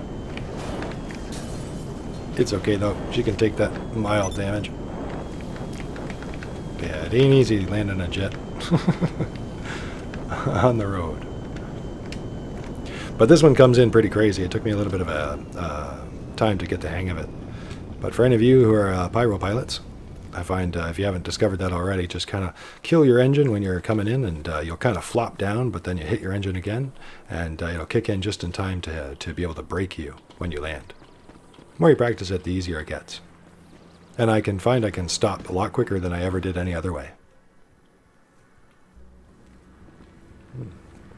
Coffee. And the meth place is so slow. You guys, hurry up. I said we were doing laid back grinding today. Didn't I tell you you'd be ready? Why is that not running? Close the lid. Get it running. Yeah. You're supposed to be done. No cleaning. Oh well. I think we're going to run what's here anyway, because we're here now. That's what we came here to do. Good enough. But last time I checked it, I swear it was already like at this point. So I thought by now, after I did a bunch of stuff, the Conjali tank and other stuff like that, and everything we've done, that it would be over here. But no. No, the meth place goes slow. It is the slowest one, so it's not just my imagination. But it always seems even slower than I think it is. Anyway, the 72nd sale, and we've made, well, this will be making us 28 million with this sale. We'll resupply it to keep it going. You can fine-tune the supplies too, but some of you guys may know that. But it's not really a lot of a difference to worry about, though, necessarily. All right, let's sell. It's usually for 357,000.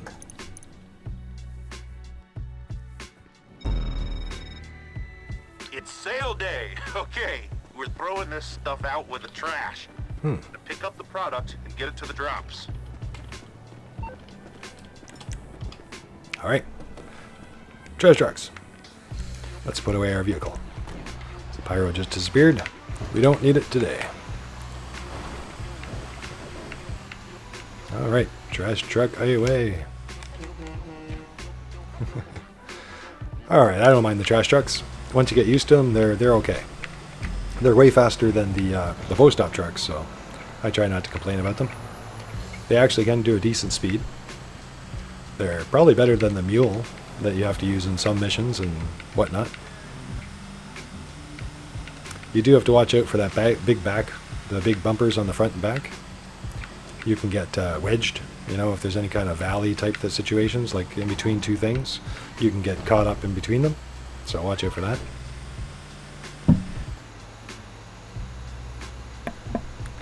Pardon me. Had to cough there. Okay, so, yeah. Now, of course, make sure you guys buy a atomizer from the ammunition store. The atomizer is the handheld ray gun, so it's kind of a pistol ray gun. I don't know what you'd call it. Pulse weapon gun? Yeah.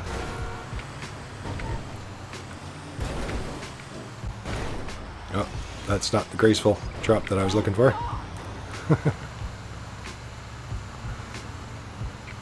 And I thought he was going to send me up the highway on this one, but he's not. So, we're just going to skirt right across over here.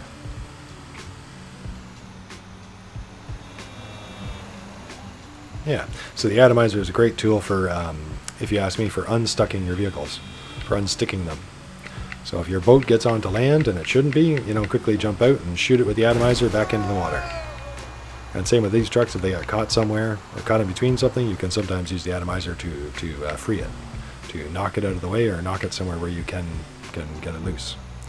These cell vehicles, usually when they get stuck, they only have a very limited amount of time before they blow up. So usually you have to do something quick. And the atomizer is a great tool. Faster than anything else, it's a must-have tool if you ask me, for grinders who run into that every now and again like I do.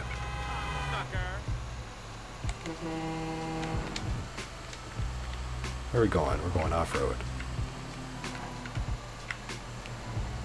We'll follow the road here today.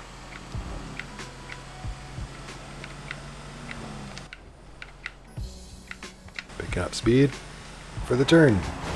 Woohoo! I just like doing it like that.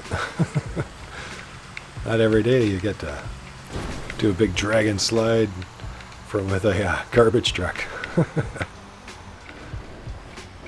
Yeah. Crazy garbage man. J-braking and high revs. And new bumpers all the time. Excuse me, sorry. Garbage delivery.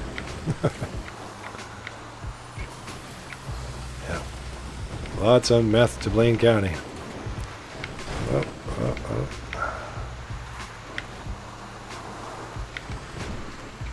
Alright. We're going to cut this corner right here. Just a little bit. Sliding brake. Let's see if I can get right up this hill here. Save a little time getting to the spot. Then I know the other ones are in the city, so I'm just going to turn left right after this. Oh, ouch. Oh. There we go. Sometimes if I do it right, don't even need to stop.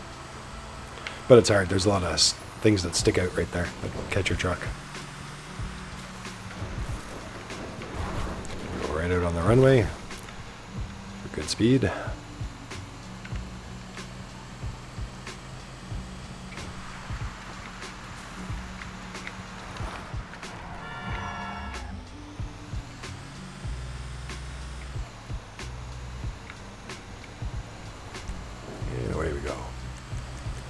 Should we call in the Avenger again? Yeah, maybe we will.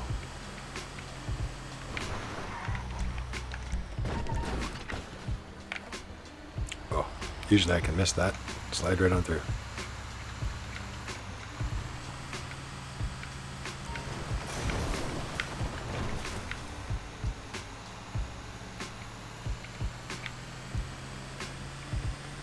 Alright, next spot. I'm just hitting the button as we're going right over them. Trying not to stop if we can help it. But sometimes you can't help it, like this one. Our last drop. Get our bike out, in this case our Oppressor Mark II. Like I said, I could fly it all the way back, but it's a little bit of a distance back to my meth place. So in this case, we might actually be better with the Avenger here, or going back over the airport and getting a Kula or the Kula or the Pyro. More coffee, much better.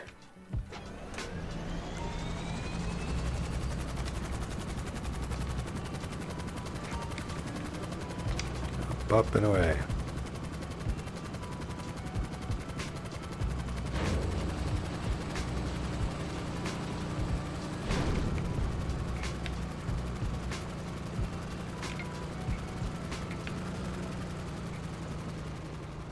All right, away we go. Now on the MC cells, I should not get any stars for flying over the prison. No. Yeah.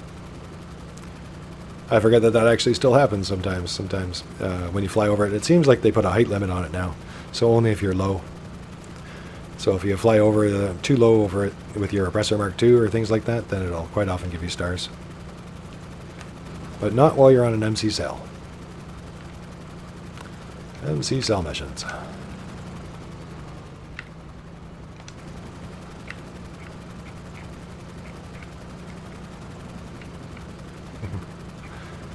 Yeah, the Avenger's expensive, but tough. Very tough. Yeah, it's actually faster than you would think. Faster than it looks like, almost. It's actually a pretty decent speed once it gets into the air.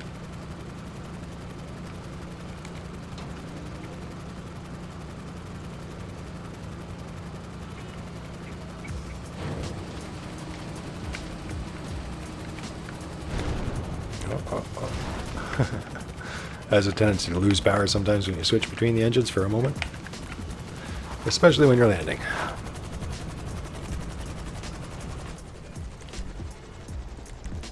Alright, we'll return that and grab the next truck.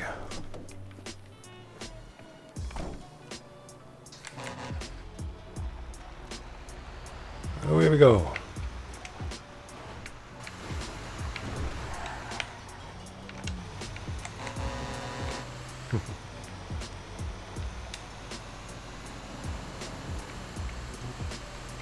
Alright, second trash truck mission. Out to Blaine County and the countryside.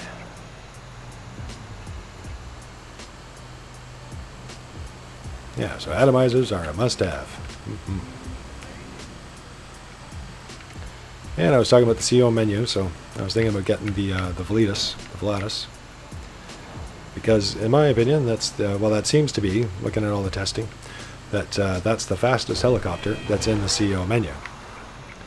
So, I think in the CO menu, the slowest is the Buzzard, which is still pretty fast. And then you have the Havoc, which is faster than the Buzzard. And it's slightly faster than the Oppressor Mark II as well. Look out! Coming through. And then there's the Super Volatus. And a lot of people prefer the Super Volatus. It's a luxury helicopter, it's fast. But it's not quite as fast as the Volatus is. So the Volatus, I think, might cost more. I'm not sure. It's about $2 million normally, but it's on sale right now for 40% off, so I was thinking about it. And if you're flying across the map, it's actually the fastest helicopter in the game, with the Akula right behind it. Now, just so you guys know, for some people who have already looked around on it, if you race helicopters, and I know who races helicopters, but if you were to, say, go around in a circle or go around a track over the city, you know, like handling, basically, so you're going around doing turns and other stuff like that, then the Akula actually comes out on top, and I think the Swift Deluxe, which is right behind it too, the golden helicopter. Yeah, but both of those are not part of the CO menu. So like I said, there's only 4 helicopters that are part of the CO menu. That's why I'm thinking about the Volatus. The downside is it doesn't land very well. I already know that from flying it with friends. But these days I'm a pretty good pilot, so I'm hoping that'll compensate for it. And knowing that it has that danger can help you too. But that's another reason why some people like the Super Volato instead, is because it's got big skis to land on, and you can generally land it just about anywhere. Now, most of the time you want, you know, your weaponized stuff and the buzzard and things like that, or your other vehicles. But sometimes you're with friends. Sometimes you don't want to leave the company. You know, sometimes you're going to go get an aircraft, but it's a distance away. You know, maybe at its spawn point. And that's where it can be good to have a variety of vehicles inside your CO menu that you can just quickly use and free if you own the vehicle. And away you go, and get there fast. So I'm thinking about the Volatus for those trips. Oh, maybe I should go all the way around. Yeah, no, I'm gonna stick to my way, even though I just lost some of my speed. The GPS tells me to go up that way, but usually I ignore it and go all the way down this road. But I was talking and I forgot. But remembered just in time. Yeah, it doesn't really matter either. But I find this one's kind of out of the way. So I find doing this one's a lot easier, because then I can go back around, do all those other ones that are left for us, and finish over there. And then I'd hop in my Avenger usually, or something else. Yeah, I don't think there's any good aircraft spawn points where I'm going to be, other than the Avenger. We'll see. Oh. Watch out for branches.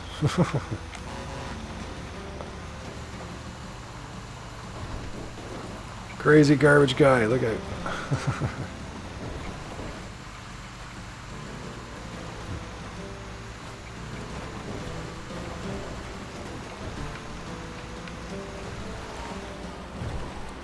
Slide. Where are we? There we go. Meth delivery.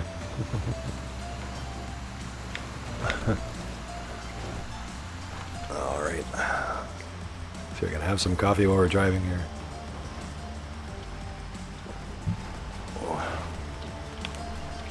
There we go. So I'm playing on the PC, and I use an Xbox controller, though, Xbox One controller. But I pretty much use the controller for everything except for running around, like on foot, and a lot of the shooting that way. But otherwise, it's all generally controller most of the time. But sometimes I use my keyboard for moments when I want coffee or something. I can just keep pressing the gas and use my other hand for a drink. You can do it with the controller too. But yeah, it's funny you have to learn some of these techniques while you're flying along in a plane or something.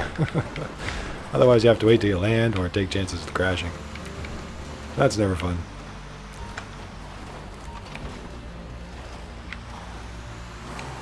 Woohoo! All right. So head straight down the dirt road on the way to our last drop for this truck. No, truck. No. Stop, truck. Stop. It gets worse the further down we get. Well, there's always something that goes wrong, so that's okay. It's okay. You always want a smooth run, of course, but sometimes... Oh, I should try the other hill.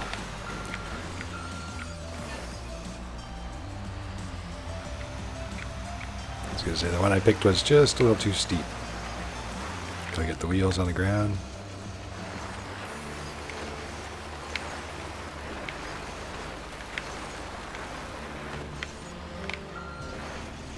And it's such a long vehicle that you have to watch out. Now, like I said, I could actually get out and atomize it, but it's hard to say if it would actually help me.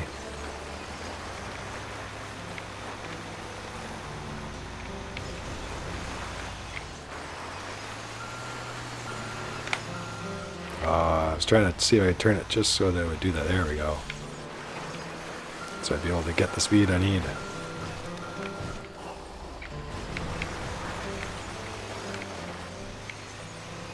Oh, there's just too many things for it to get caught on with the bumper. See, there's the bumper caught again.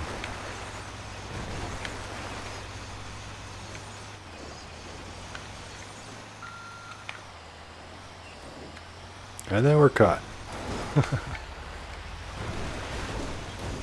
No speed to get there. Alright. Well, I think it gets worse down there, so back up we go. See, right there it looks like it's super easy to just smoothly ride right up.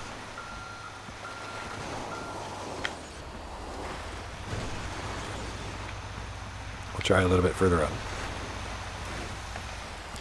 And this way too.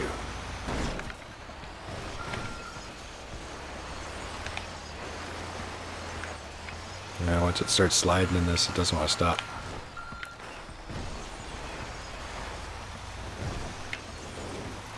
Turn it around again.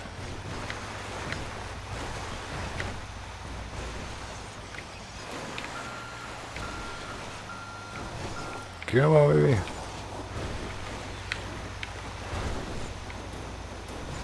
Come on. A little bit of back and forth. Thought we were going to have to do some crazy atomizer stuff there. That's the first time I've actually got caught down there. A long time ago I was helping a friend, and they got caught in there, and I've remembered that ever since and been able to avoid it. That's the first time I've been caught myself. But like I said, we've got the atomizer tool if all else failed. Uh-oh. It's not going to work here though. I'm just asking for it today. Shit. What is your problem, trash bastard? Can we get through there?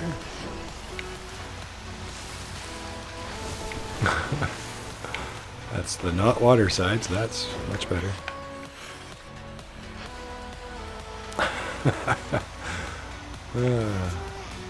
think this is honestly the hardest trash truck time I've had since I started.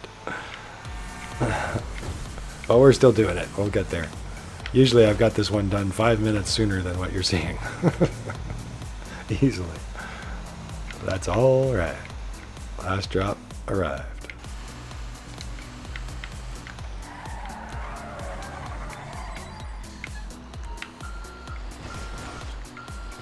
Just a little too far.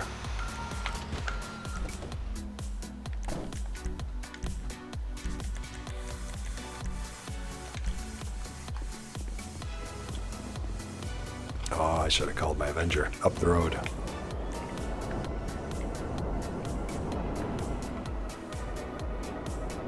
Oh, it worked. Usually the Avenger goes way over near the missile base, near the army base, and it kind of goes out of your way, so you're kind of going farther away before you're getting closer. I usually, when I'm driving by, try to spawn it in right here, where it appeared anyway for me, which is nice. And then it's a little bit more on my way.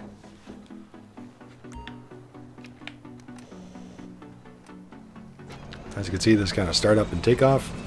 Different vehicles have different takeoff times. But it's important to remember that because that makes the difference of whether or not you're better off just to stay in your oppressor or switch to something better. Something faster.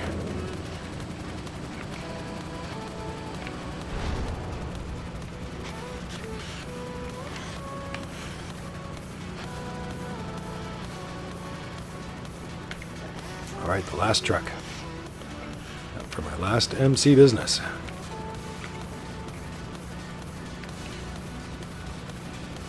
So I'll go pick that up. Like I said, maybe I will pick up a Volatus, Buckingham Volatus, and maybe if I can buy it in time tonight, the Itali GTB.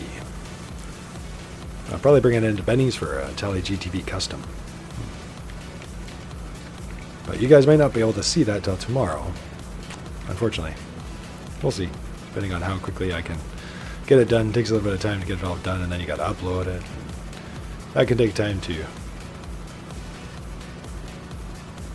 It's all kind of, a lot of it's YouTube time too, so it Not really sure how long it takes YouTube. It just kind of gives you a countdown timer, but it doesn't tell you anything else. It's kind of vague when your video will be ready.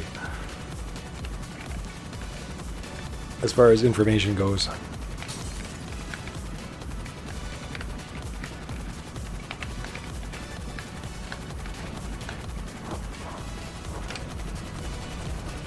Yep, sometimes you can even just jump out when you're flying over and then tell the Avenger to go back into storage, and it'll quite often be back in storage before it even hits the ground, and then you land.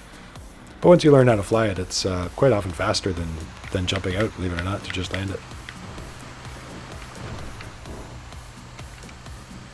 But some people like to do that jump out of an aircraft drama, exciting stuff. Do the point break jumps.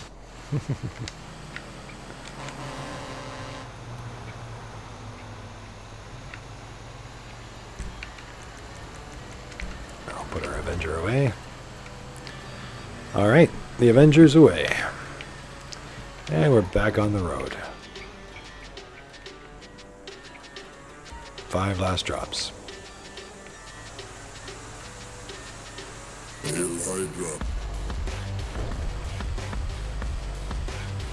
Yeah, fairly smooth, laid-back grinding. Except a little bit of work in the ditch with one of our trucks. And I'll have to do some more crate missions in the future and see if we can get a Titan mission. Which, you know, I think most people would be, yeah, I would be surprised too that I'm asking for it. But, you know, it's good to show them all, right? I think we can handle it. But definitely the Werq trucks are the way to go. The best way. And the boat is not too bad either, if you have your boat upgraded through the CO crate warehouse. But it's a little bit of a slow mission. So the Werqs are definitely best. But I think a lot of people need help with the Titan ones, so we'll try to cover some more so we can get the Titan more often. And make good money while we're at it, on the way to 100 million, while spending. So it might take a little while to make that 100 million. Depending on how much the casino DLC is. And there's still a bunch of muscle cars I want to get from the Arena War 2. Yeah. Yeah, the Impaler that they brought out, which is more or less the Impala, I believe. The Mad Max car, the Interceptor. They brought out a whole bunch of them. Yep. And the Vamoose and the Deviant. And the Tulip. Yeah. Bunch of muscle cars. Yeah, I'll keep going. Too used to my turn from the first truck. Say about hitting those other ones first, but no. Well, this is one that I should stay on the road and you gather all the speed you can.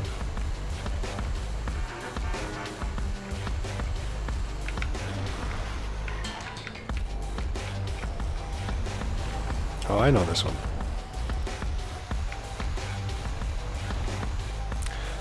It's just a different GPS than I'm used to because it's sending me from a different spot. I guess I haven't done the truck mission from the Meth Lab in a while.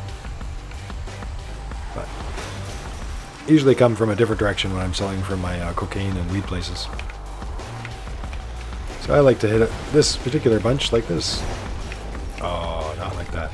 But driving over and hit it. Preferably without having to stop. And you can kind of make a circle of all your all your drops. Oh, I should have more coffee. But basically, I'm going to hit that one, and then I go around, and then I'm going to go over here. It's kind of like a little circle. When you get used to these missions, and you've done them a few times, you can kind of figure out stuff like that. Like in this case, I like to do it this way, because then it finishes me off at the airport, and I can call in whatever I want, a cooler or something like that, right from there and go.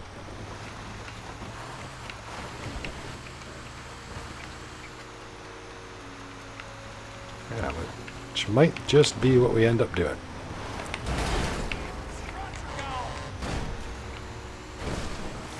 We're going to go right off-road here. Some of you might have seen this before in the other laid-back grindings.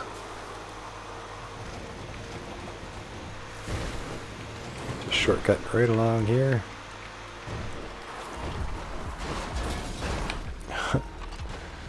And try to do it more artfully than I just did. A little bit of a slide and drop.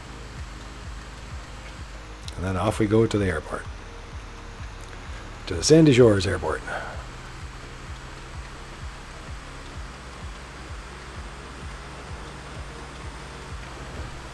There's the train.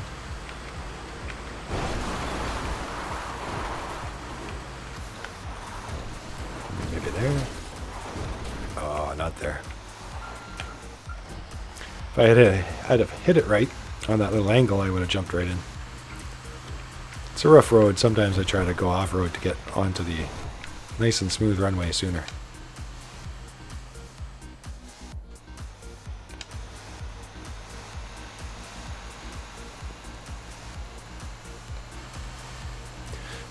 Yeah, butt lovers.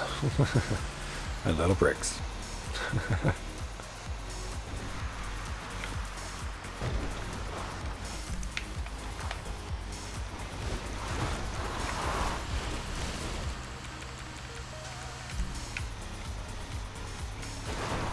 So, I'm just going to hit this one first. Called in our Akula. Our Akula helicopter. It should be back there waiting for us.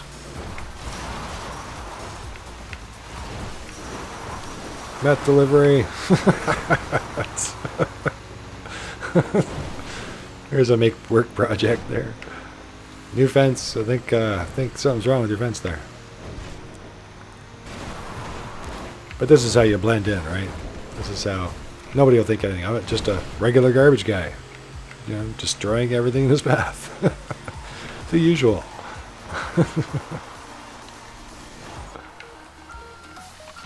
There we go.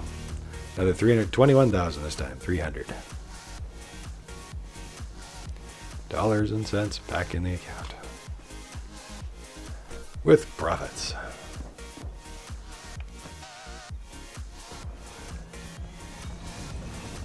Back in the stealth mode. And I shouldn't really have to worry about disbanding my MC anymore, but I will anyway.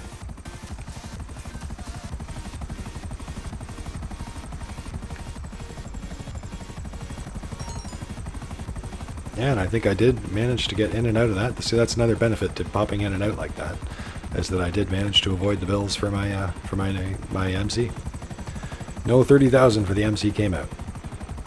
Unfortunately, I paid the other ones, but they all come out in a row. So the last ones usually are the MC ones. So you get the bunker and then the MC fees as your last bills. Yeah. So doing it like I'm doing it there, you can. You know, sometimes you start the mission soon enough, but that usually is when it charges you the 30,000. But apparently, like we just did there, if you can start it soon enough and disband soon enough, you can avoid the bills altogether and save 30,000 every time. And that would definitely add up over time. What time is it?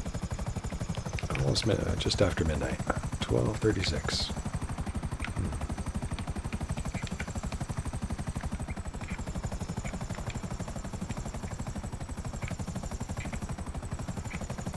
We get lucky enough to see a mod car spawn? No.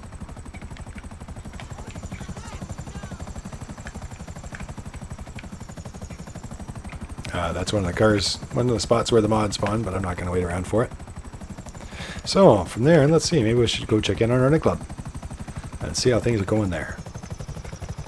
We could also do the car warehouse. Ooh, oh. No, Akula, no.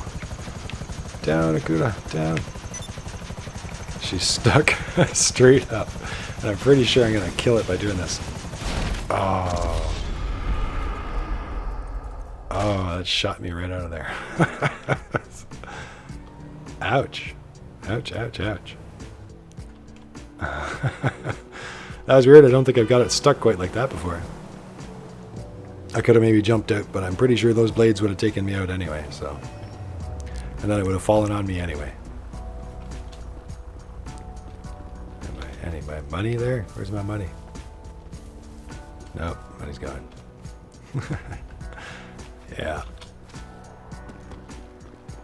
Yeah, so I carry some cash these days. Some people were worried about money. From what I can tell, you don't lose much money these days, although they still warn you, so you probably should still keep it deposited. But But in general, when you die, usually you lose about $200 to $300 and sometimes as much as $500. Now, it used to be, I heard a rumor that you can only lose 2,000 at a time, but I'm not sure if they've changed that. But I do know that when I die, it's usually 2, 3, and 500 when I have cash on me.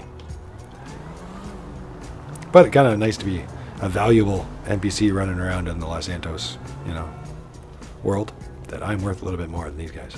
Oh my god! Oh! Now, normally, you might wait for a better car or things like that, or pick one up on the go, but like I've said before, just to throw it in here, it's a good idea to sell cars whenever you can. Just grab any car. You'll get good at knowing which ones are worth money. This one's just a medium, I think, 6,000. But certain vehicles that you see all the time are worth, 8,000, 9,000, and whenever you're passing by and you've got the extra second, it's a good idea to sell them. I think I said in a recent episode that I made almost $20 million, I think, from that, believe it or not. No, that's over my entire YouTube career, though, or my YouTube GTA career here. So, yes, there we go.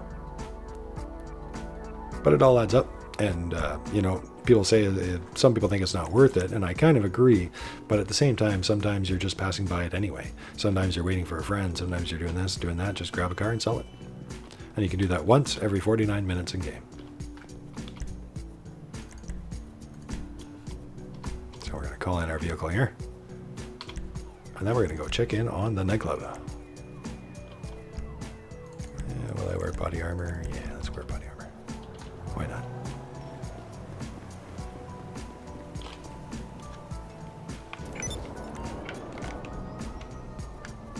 Oh, lost power. My controller became unplugged. I prefer the wired controller. Less worry. Sometimes wireless can have lag or interference, so. But every now and again, it's no good when your wire unplugs. You just lose power like that. Boo. Control issues.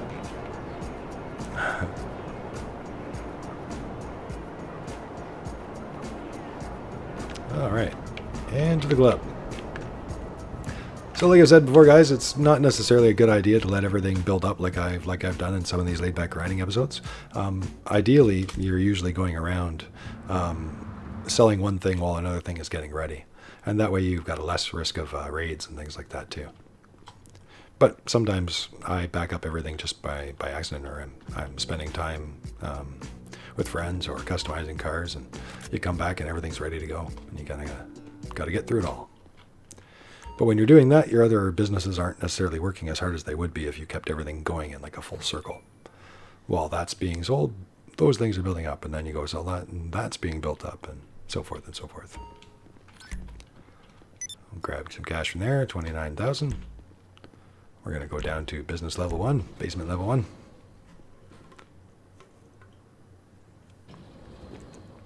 Of the quiet club at the moment. All right, join our company here. Avoiding my MC because I don't need it anymore, and I'm pretty sure if I join my MC, it'll charge me 30 grand in bills. So we don't want that for the MC employees. Yep, there's my bunker staff right away, 9,400. Okay.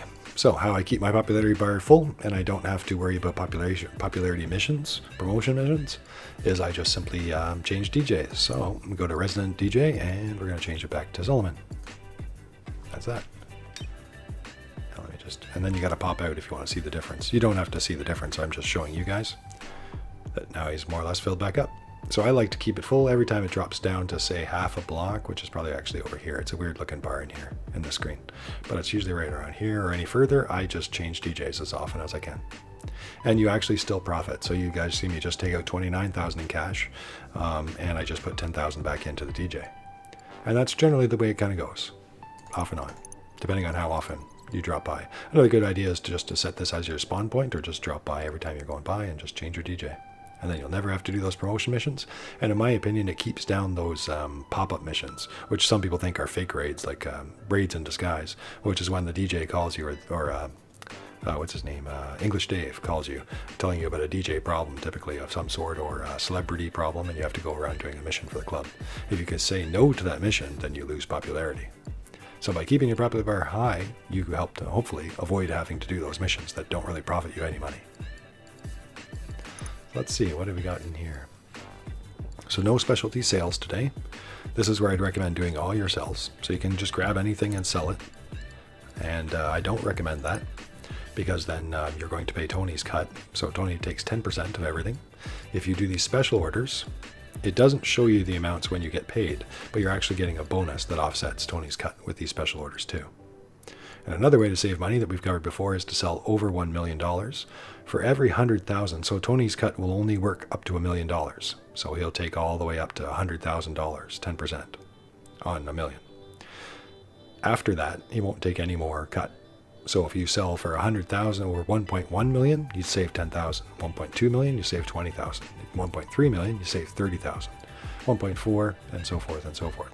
I think the most you can sell for is 1.6. And it takes a lot of time. I wouldn't recommend filling it up because it takes a long time to have everything full.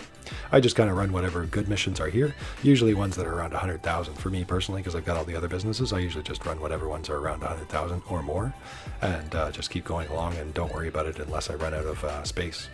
Yeah. Now, just for us, just because I feel like it, I think I'm going to give Tony some money, I guess, and I'm going to do the all goods, even though I probably could let it build up some more.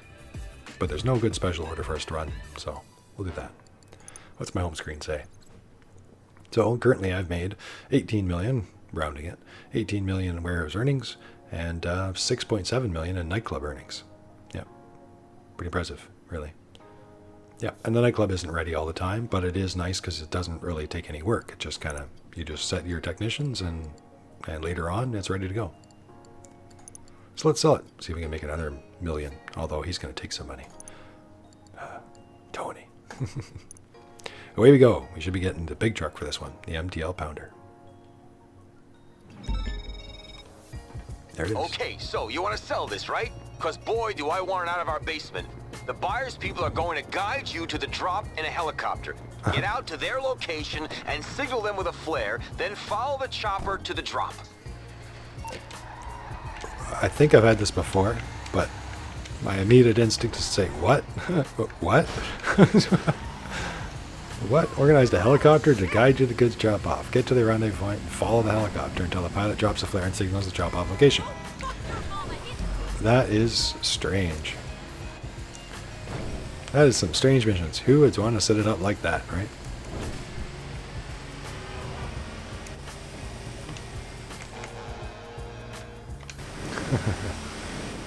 Well, on the road to making money again. Did I get my weapon? Yeah. This does have weapons on board, but I'm not going to bother with them. We'll just use our trusty AB pistol for now. Yeah. What? Handling is not its best strength.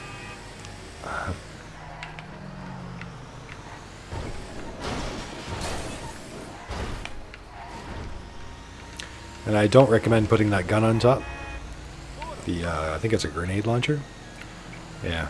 And the turret on top, unfortunately, it'll get caught on a lot of bridges and overpasses and things like that. So if you have one, you might want to remove it. Or if you do buy it, you might want to not buy the top weapon turret, just like I did. I think I removed mine, actually. And then you don't have to worry about anywhere you travel on the map being a pain to get into.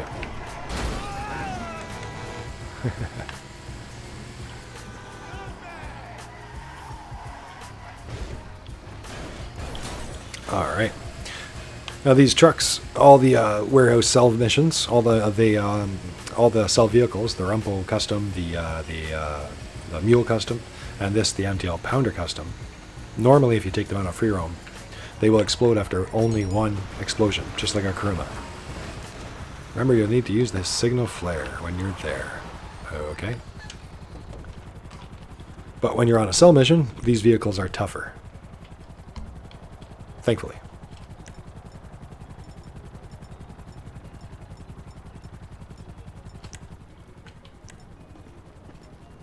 I don't see any flares.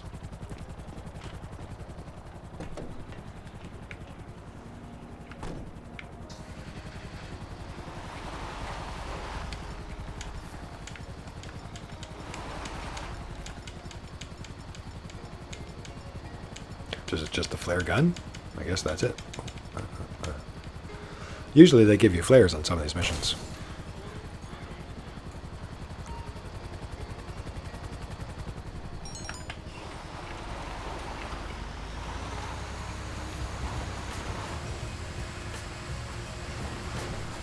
Alright. And for newbie tips, flares will actually divert a missile too. So if you have somebody firing a missile at you, doing that will actually divert it. If you had a friend with you, you could actually both do it together to divert one missile, one flare at a time. And be able to stop people from missiling you, maybe. I should probably just hit the road, but I think she can take it. Going right up here. Please be no train. No train. Good. No train. That wouldn't have been good.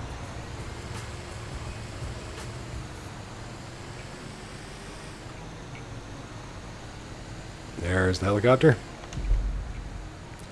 You can always press your follow button, your cinematic view button, if you want to follow him.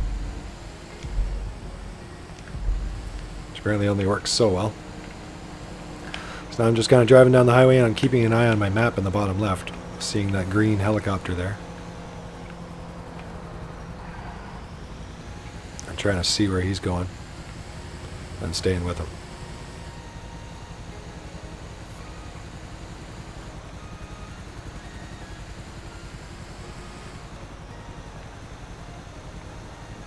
Where's the goods? Where do you want these? Should give them extra fees for every mile. Every mile is 10 grand more profit. Come on.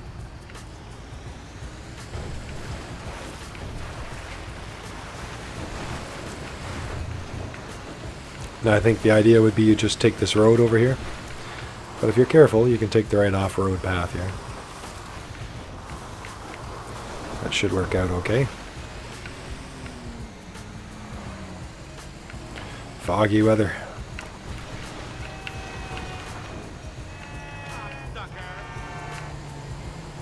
There we go.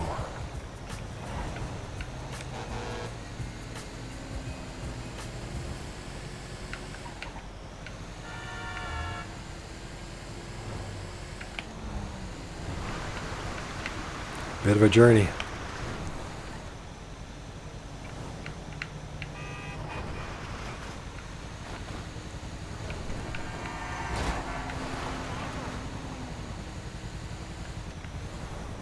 He's crossing. Where is he going? Where is he going? Okay. Starting to think maybe the construction site? No.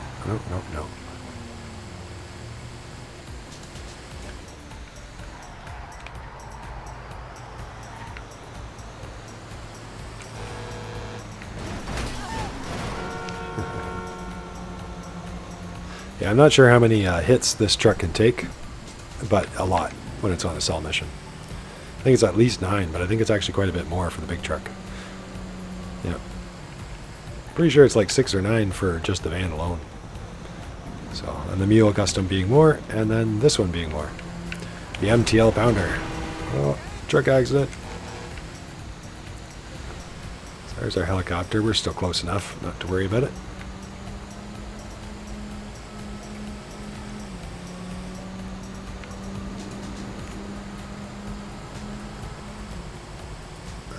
Feeling we must be getting close to that drop off. Hopefully.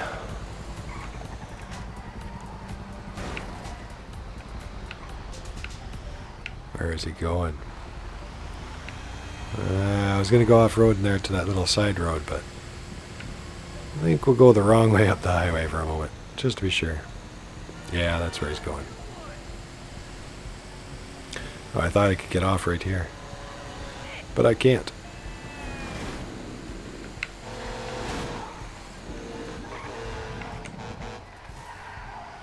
But that's okay. We're going this way.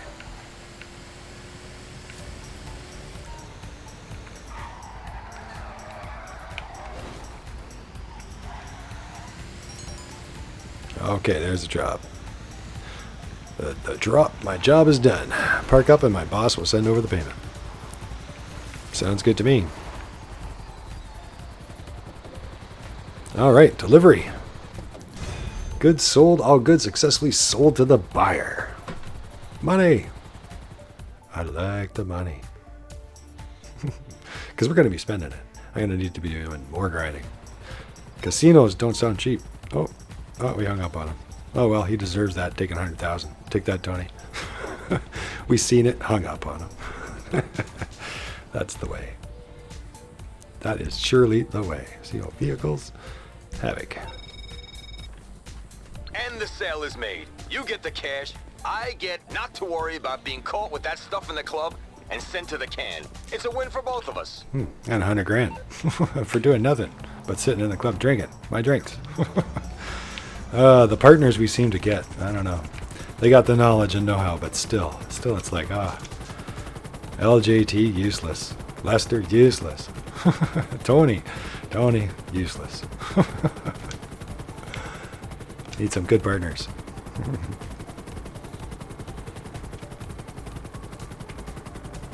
Yeah, so just using our CEO Havoc here.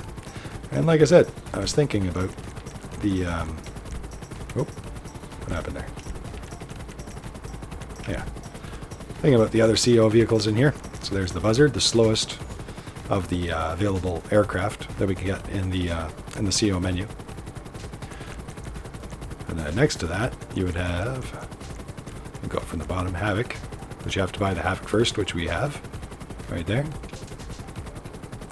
And then the Super Volatus. And then fastest of all, but a lot of people like the Super Volatus because of its,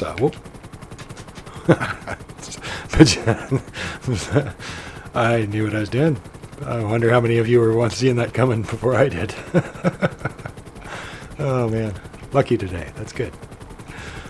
Yeah, so the Super Volatus is very cool too, and like I said, probably the most recommended one because it's so easy to fly and easy to land. But the fastest, which is what I want, is the Volatus. Yeah. So we're gonna get that at just over $2 million aircraft on elitist travel. And then once you do that, it's free in the CEO menu whenever you want to launch it instead of 10,000. Yeah, it's one of the helicopters they use whenever you call for a luxury helicopter as well, which I think is one of the options you can use from your assistant to call for a luxury helicopter. Yeah. Well, 91.3 million. Not bad at all.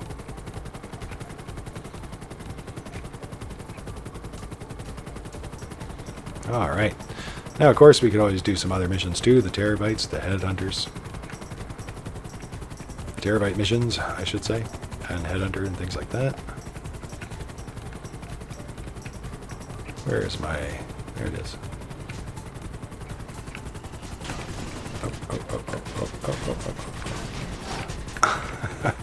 Another helicopter you have to be careful when you land. If I remember right, this one's better to just land and jump out.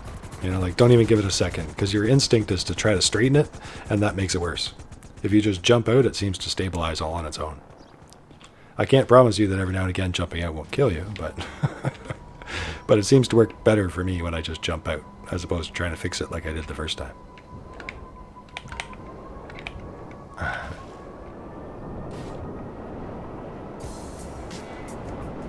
All right, so I think we should do a CEO car, I think, to finish it up.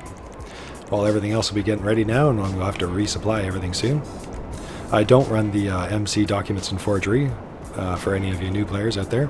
That particular business is only good for sourcing for your nightclub. So I just launched the CEO menu. Headhunter, the VIP CEO missions. I guess it's CEO Werq, I suppose is what it's called. But nobody calls it that. I think it's VIP CEO missions. There he is there. So there's 2 armored cars and 2 stationary targets. I usually hit them with 2, wait for them to get out, and then hit them again. Oh, he didn't get out. Get out. He must be stuck in there. There we go.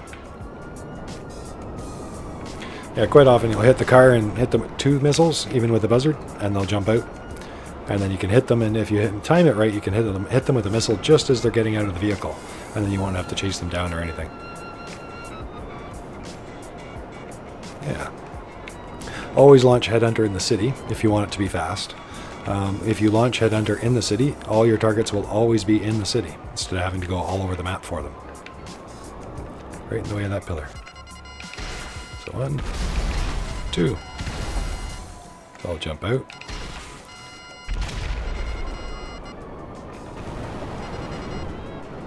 And that's the 2 cars.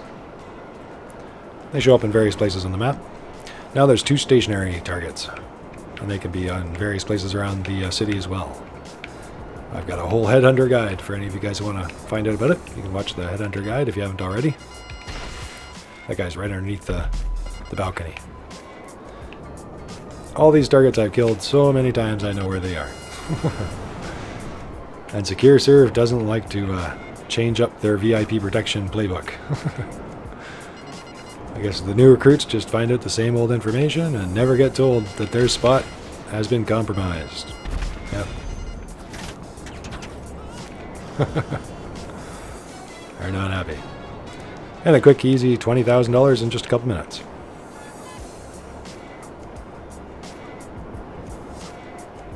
Yep, always nice. Good little warm-up too. When you're first getting into the game, you can run that as a quick warm-up. Sightseer is probably one of the better missions for newbies, but after a while you start getting good at Sightseer, get good enough for flying, and then you should maybe move to Headhunter or things like that. That way you get to practice some combat, get better at flying, and once you're good at it, you still make good money. I think Headhunter makes better money, being that it's done faster. Yeah. Now I could call in my Terabyte, but the office is right here. And I kind of like going to the office for my CO cars. So I think we'll run that here. I think. One more little thing to do.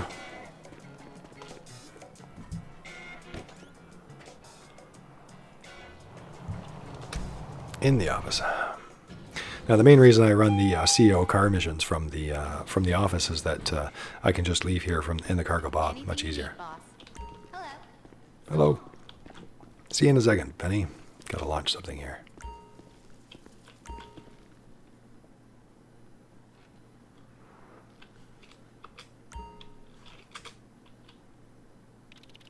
We'll log in. Vehicle cargo. Alright, so the top range only method still works. You guys might want to look that up on the channel if you haven't watched it already. We do the top range only method, and it's still working for those that have watched that. So you guys might want to check it out if you want to find out what I mean by that. Yeah, so just to remind you guys that have watched it, yep, I always check whenever I can't remember if I already have a car waiting to sell or not. I just check here, and it says, if it says 78%, then I'm ready to put a car in. If it's over 80%, then I've got a car waiting to sell.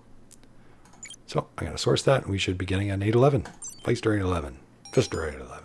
There it is, the 811.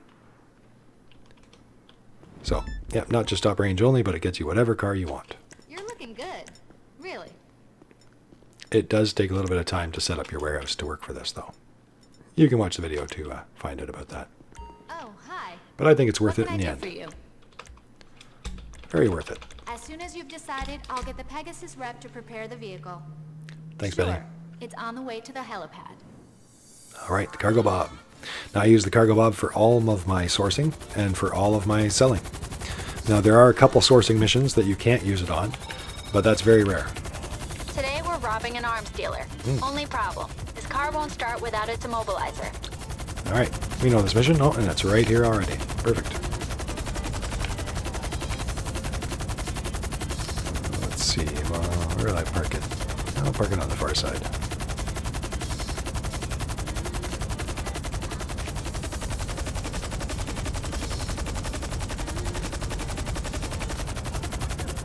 Right here.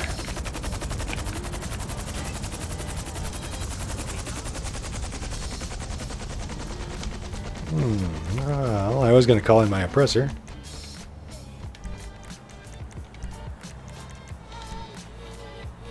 I could always call in my good old-fashioned CEO buzzard, because we were talking about those earlier. Two.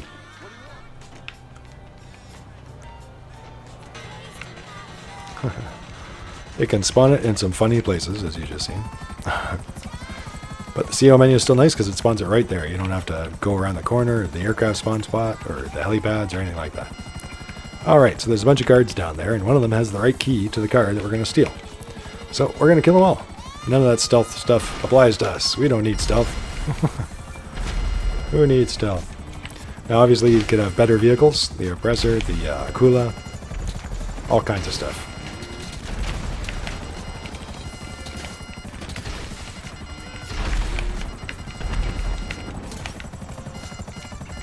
Fire!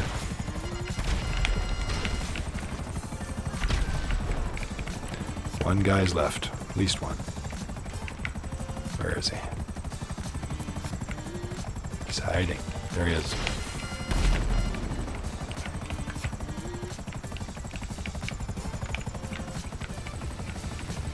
Alright, that's that. Can't quite reach it, so we'll just jump over here, grab it, unlock the vehicles. And now it's unlocked the Warlord's vehicle. Now we run right over here. And take the Warlord's vehicle. Because I can't fit my cargo bob here. It's a little too tight. Now you don't want to travel far, so have your cargo bob nearby. Because basically on the map there's like an imaginary circle. You can imagine a circle just like our CO circle that's right around here in the mission start zone. And as soon as we leave that circle, it's going to start sending in bad guys after us. This is the case with a lot of different missions. So around your warehouse is kind of like a safe zone, and around the mission, once you kill all the bad guys, is kind of a safe zone too. Once you leave it, that's when the bad guys come after you. So I'm going to come over here, pick up the car. Up and away. And I'm going to stay right over the house. So we're still staying right inside that safe zone that I was talking about. We have not left the mission area. And then from here, we're going to gain altitude. Now my warehouse is just over there on the other side of the water, right over there. And you can see on the map the little yellow icon where we're going. Now on this mission, there's going to be I'm pretty sure there's going to be helicopters following us, either two buzzards or Mavericks, I'm not sure. But as long as your buzzard has enough height, you'll be able to easily outrun them. As we're going to find out right now. I think I have enough height right now, yeah. Even if she didn't send me the message, I was going to get going. So where are they? Can't even see them. They're down there below me. Yep, just one. Like a Maverick.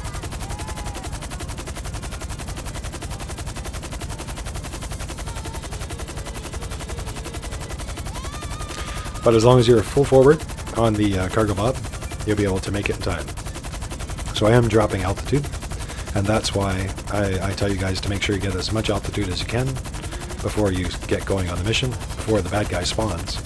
And then you can usually outrun them and have plenty of time to get to where you need to go.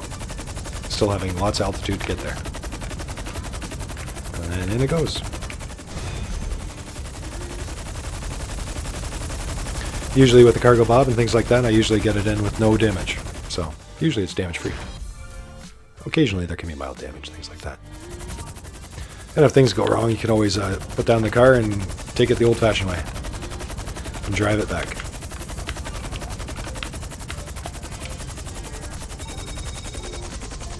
Good work. The car's been stored. Come back to the office if you want to source another. Some coffee. That's much better. Alright, so here's our crate warehouse. Let's see if it's glitched today. Every now and again there's this glitch, and it is.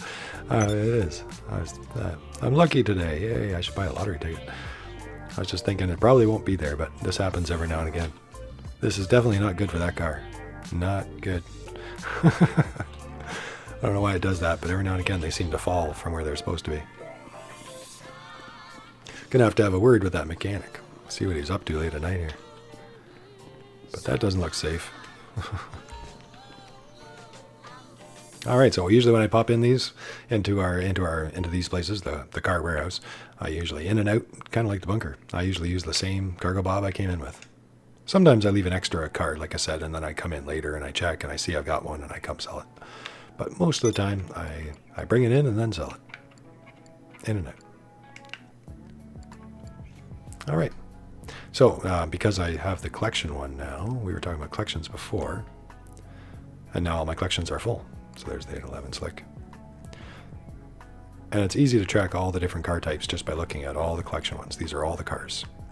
Now that I have all these cars, and no more, and have no extras. So now that I've got all these cars, any one of these that I pick, I can sell, and it will give me that again next time I sell. It may be a different paint job, but it'll be the exact same car. So that's basically the top range only. You guys should watch that video for more information. Export. Yeah. And then basically if I wanted to, I could change them to any one of these top ranges I wanted. But I think I'm going to keep with the 811 because it's actually the fastest. If you want something that has a little bit more control, yet still is fast, you might want to pick the T20 or the Reaver. And the FMG is very good as well. Kind of an in-between. All right, export. It costs $20,000 and we get paid $100,000, so that makes us $80,000 in profit once we get there. Change plates, none of that matters.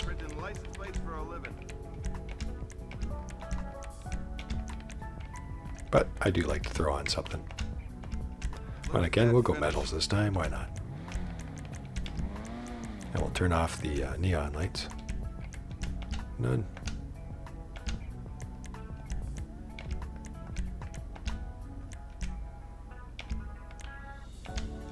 Got a whole new profile. Perfect. Good enough. Away we go.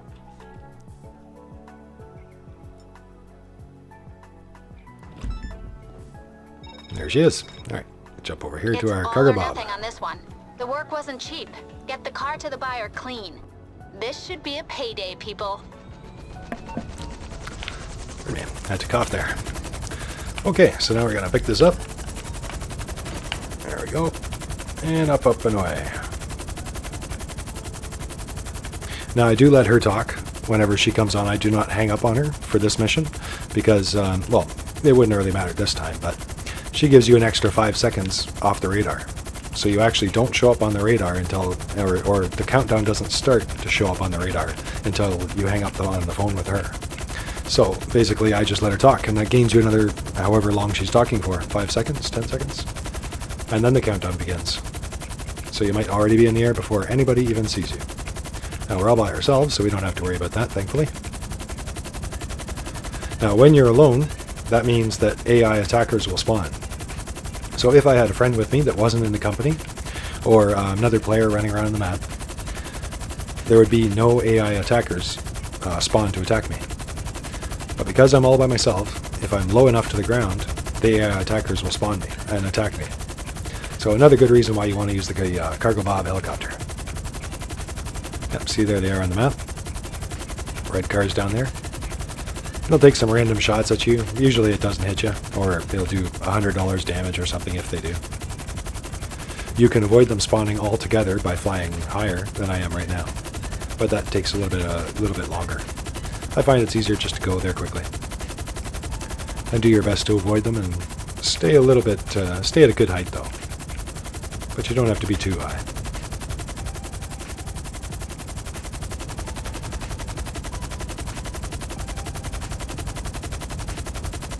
And I find the cargo bob brings it here with no damage, and it's usually the fastest way as well. Usually in about a minute or two, depending on which spot it brings me to. So there's some that are farther than others. But it doesn't take long at all. No traffic, no damage.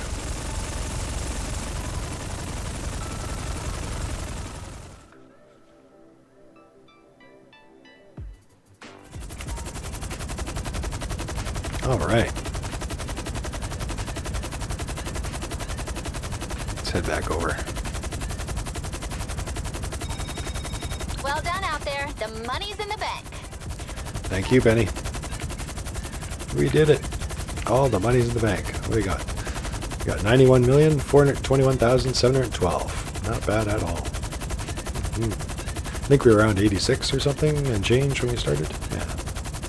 Not bad at all. Now I gotta build it all back up again. Do some more stuff and see what the casino will bring to. Interesting days. Summer of 2019. Be interesting.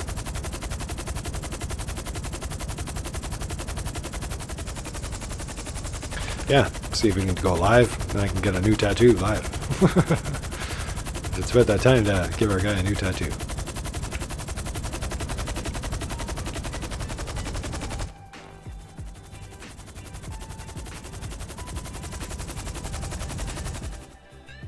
Yeah, and then from there, guys, like I said, I could do, usually from there I'd go back to regular grinding, which would be terabyte missions, diamond shopping, and robbery in progress, and headhunters, and between that doing crate missions, and of course resupplying my MC stuff as needed, and bunker missions as well, which my bunker would be ready every 2 hours and 20 minutes when you're only doing one supply bar in and out. Now, 2 hours, 20 minutes might seem like a long time, but it really isn't. You know, right now, it might be almost ready again right now. So I find at the end of a session of grinding, it's usually ready to go again, or shortly thereafter. So it's it almost feels like it's ready all the time. Almost.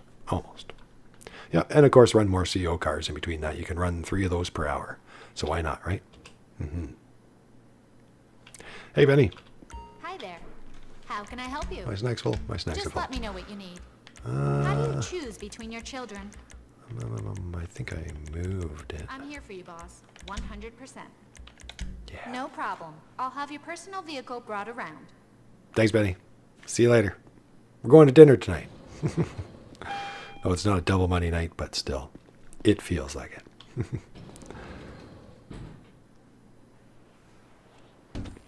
Get our new hardtop convertible out for a little bit of time in the sunset.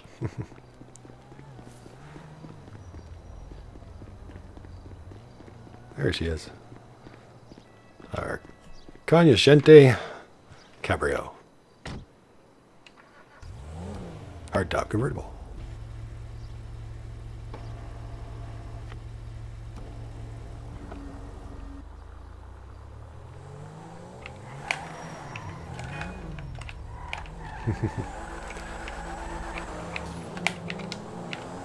All right, let's go over here to the pier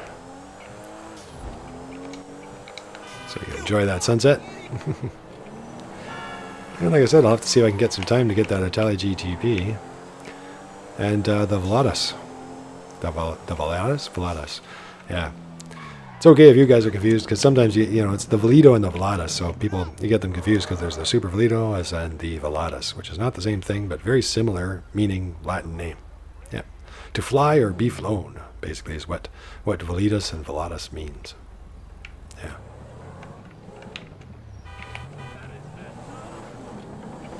Oh, there's gang time over there. They should turn that off one of these days.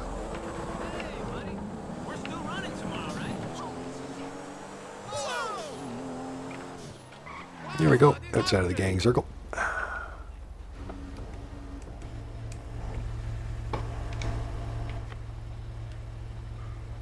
gonna fuck you up real good. Hey! He doesn't like convertibles. Oh, jeez. Hey, what the heck, man? Yeah, shin kick. Take that. That's not shin kick. I didn't warn you. For what? You're the one kicked me. What the hell, man? See your friends running away. Man, just trying to hang out at the beach. Peace. People got to come take me out of my car. There we go. Oh, I lost my sunset a little bit. Man, dude, what was your problem? So watch out. Convertible haters are out there. All right, Los Santos lovers and missing sock fans. Sock Nation. Thanks for watching, everybody. Thanks for being here, and thanks for liking and subscribing. And thanks and love to all our Patreon supporters out there. I hope to see you guys all soon. You know, I should be doing a shout-out episode. I keep thinking that for the last bunch. So if you guys want any kind of shout-outs or anything like that, or any questions, just put them in the comments down below. And when I get around to it, I will. Now, I might be doing some other episodes, but I'll come back to this one so I can hopefully write them down and do that, because that might be a few episodes later before I get a chance to answer them back. All right. Take care, everybody. Thanks for being here. See you again soon. Good luck making your money. And I'll see you in Los Santos. I love that little creep down they do in this convertible. Every now and then he does that. He crawls in there. Oh, he's run away. That's right. That's right, get out of here. Last guy who messed with me in my convertible. Take care, everybody. See you soon.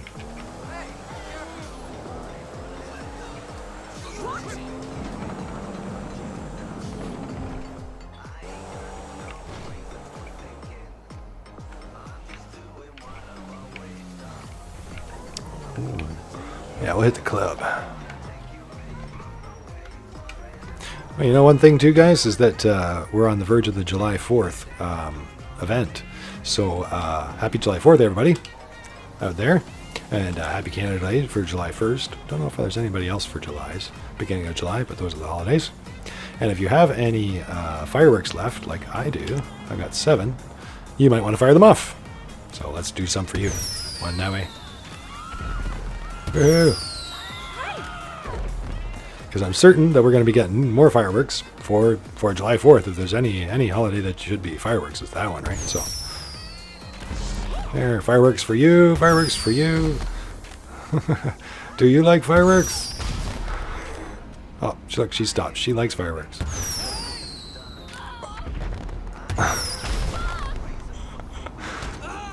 Oh, ran out of fireworks. Yeah, he didn't like that special. Well, that was fun. Don't hit the car. Good, good. That's nice. That's so close. All right, take care, everybody. And like I said, you might want to use up your fireworks if you have any left, because I'm sure we're going to get some more for July 4th. Happy July 4th, everybody. And happy July 1st.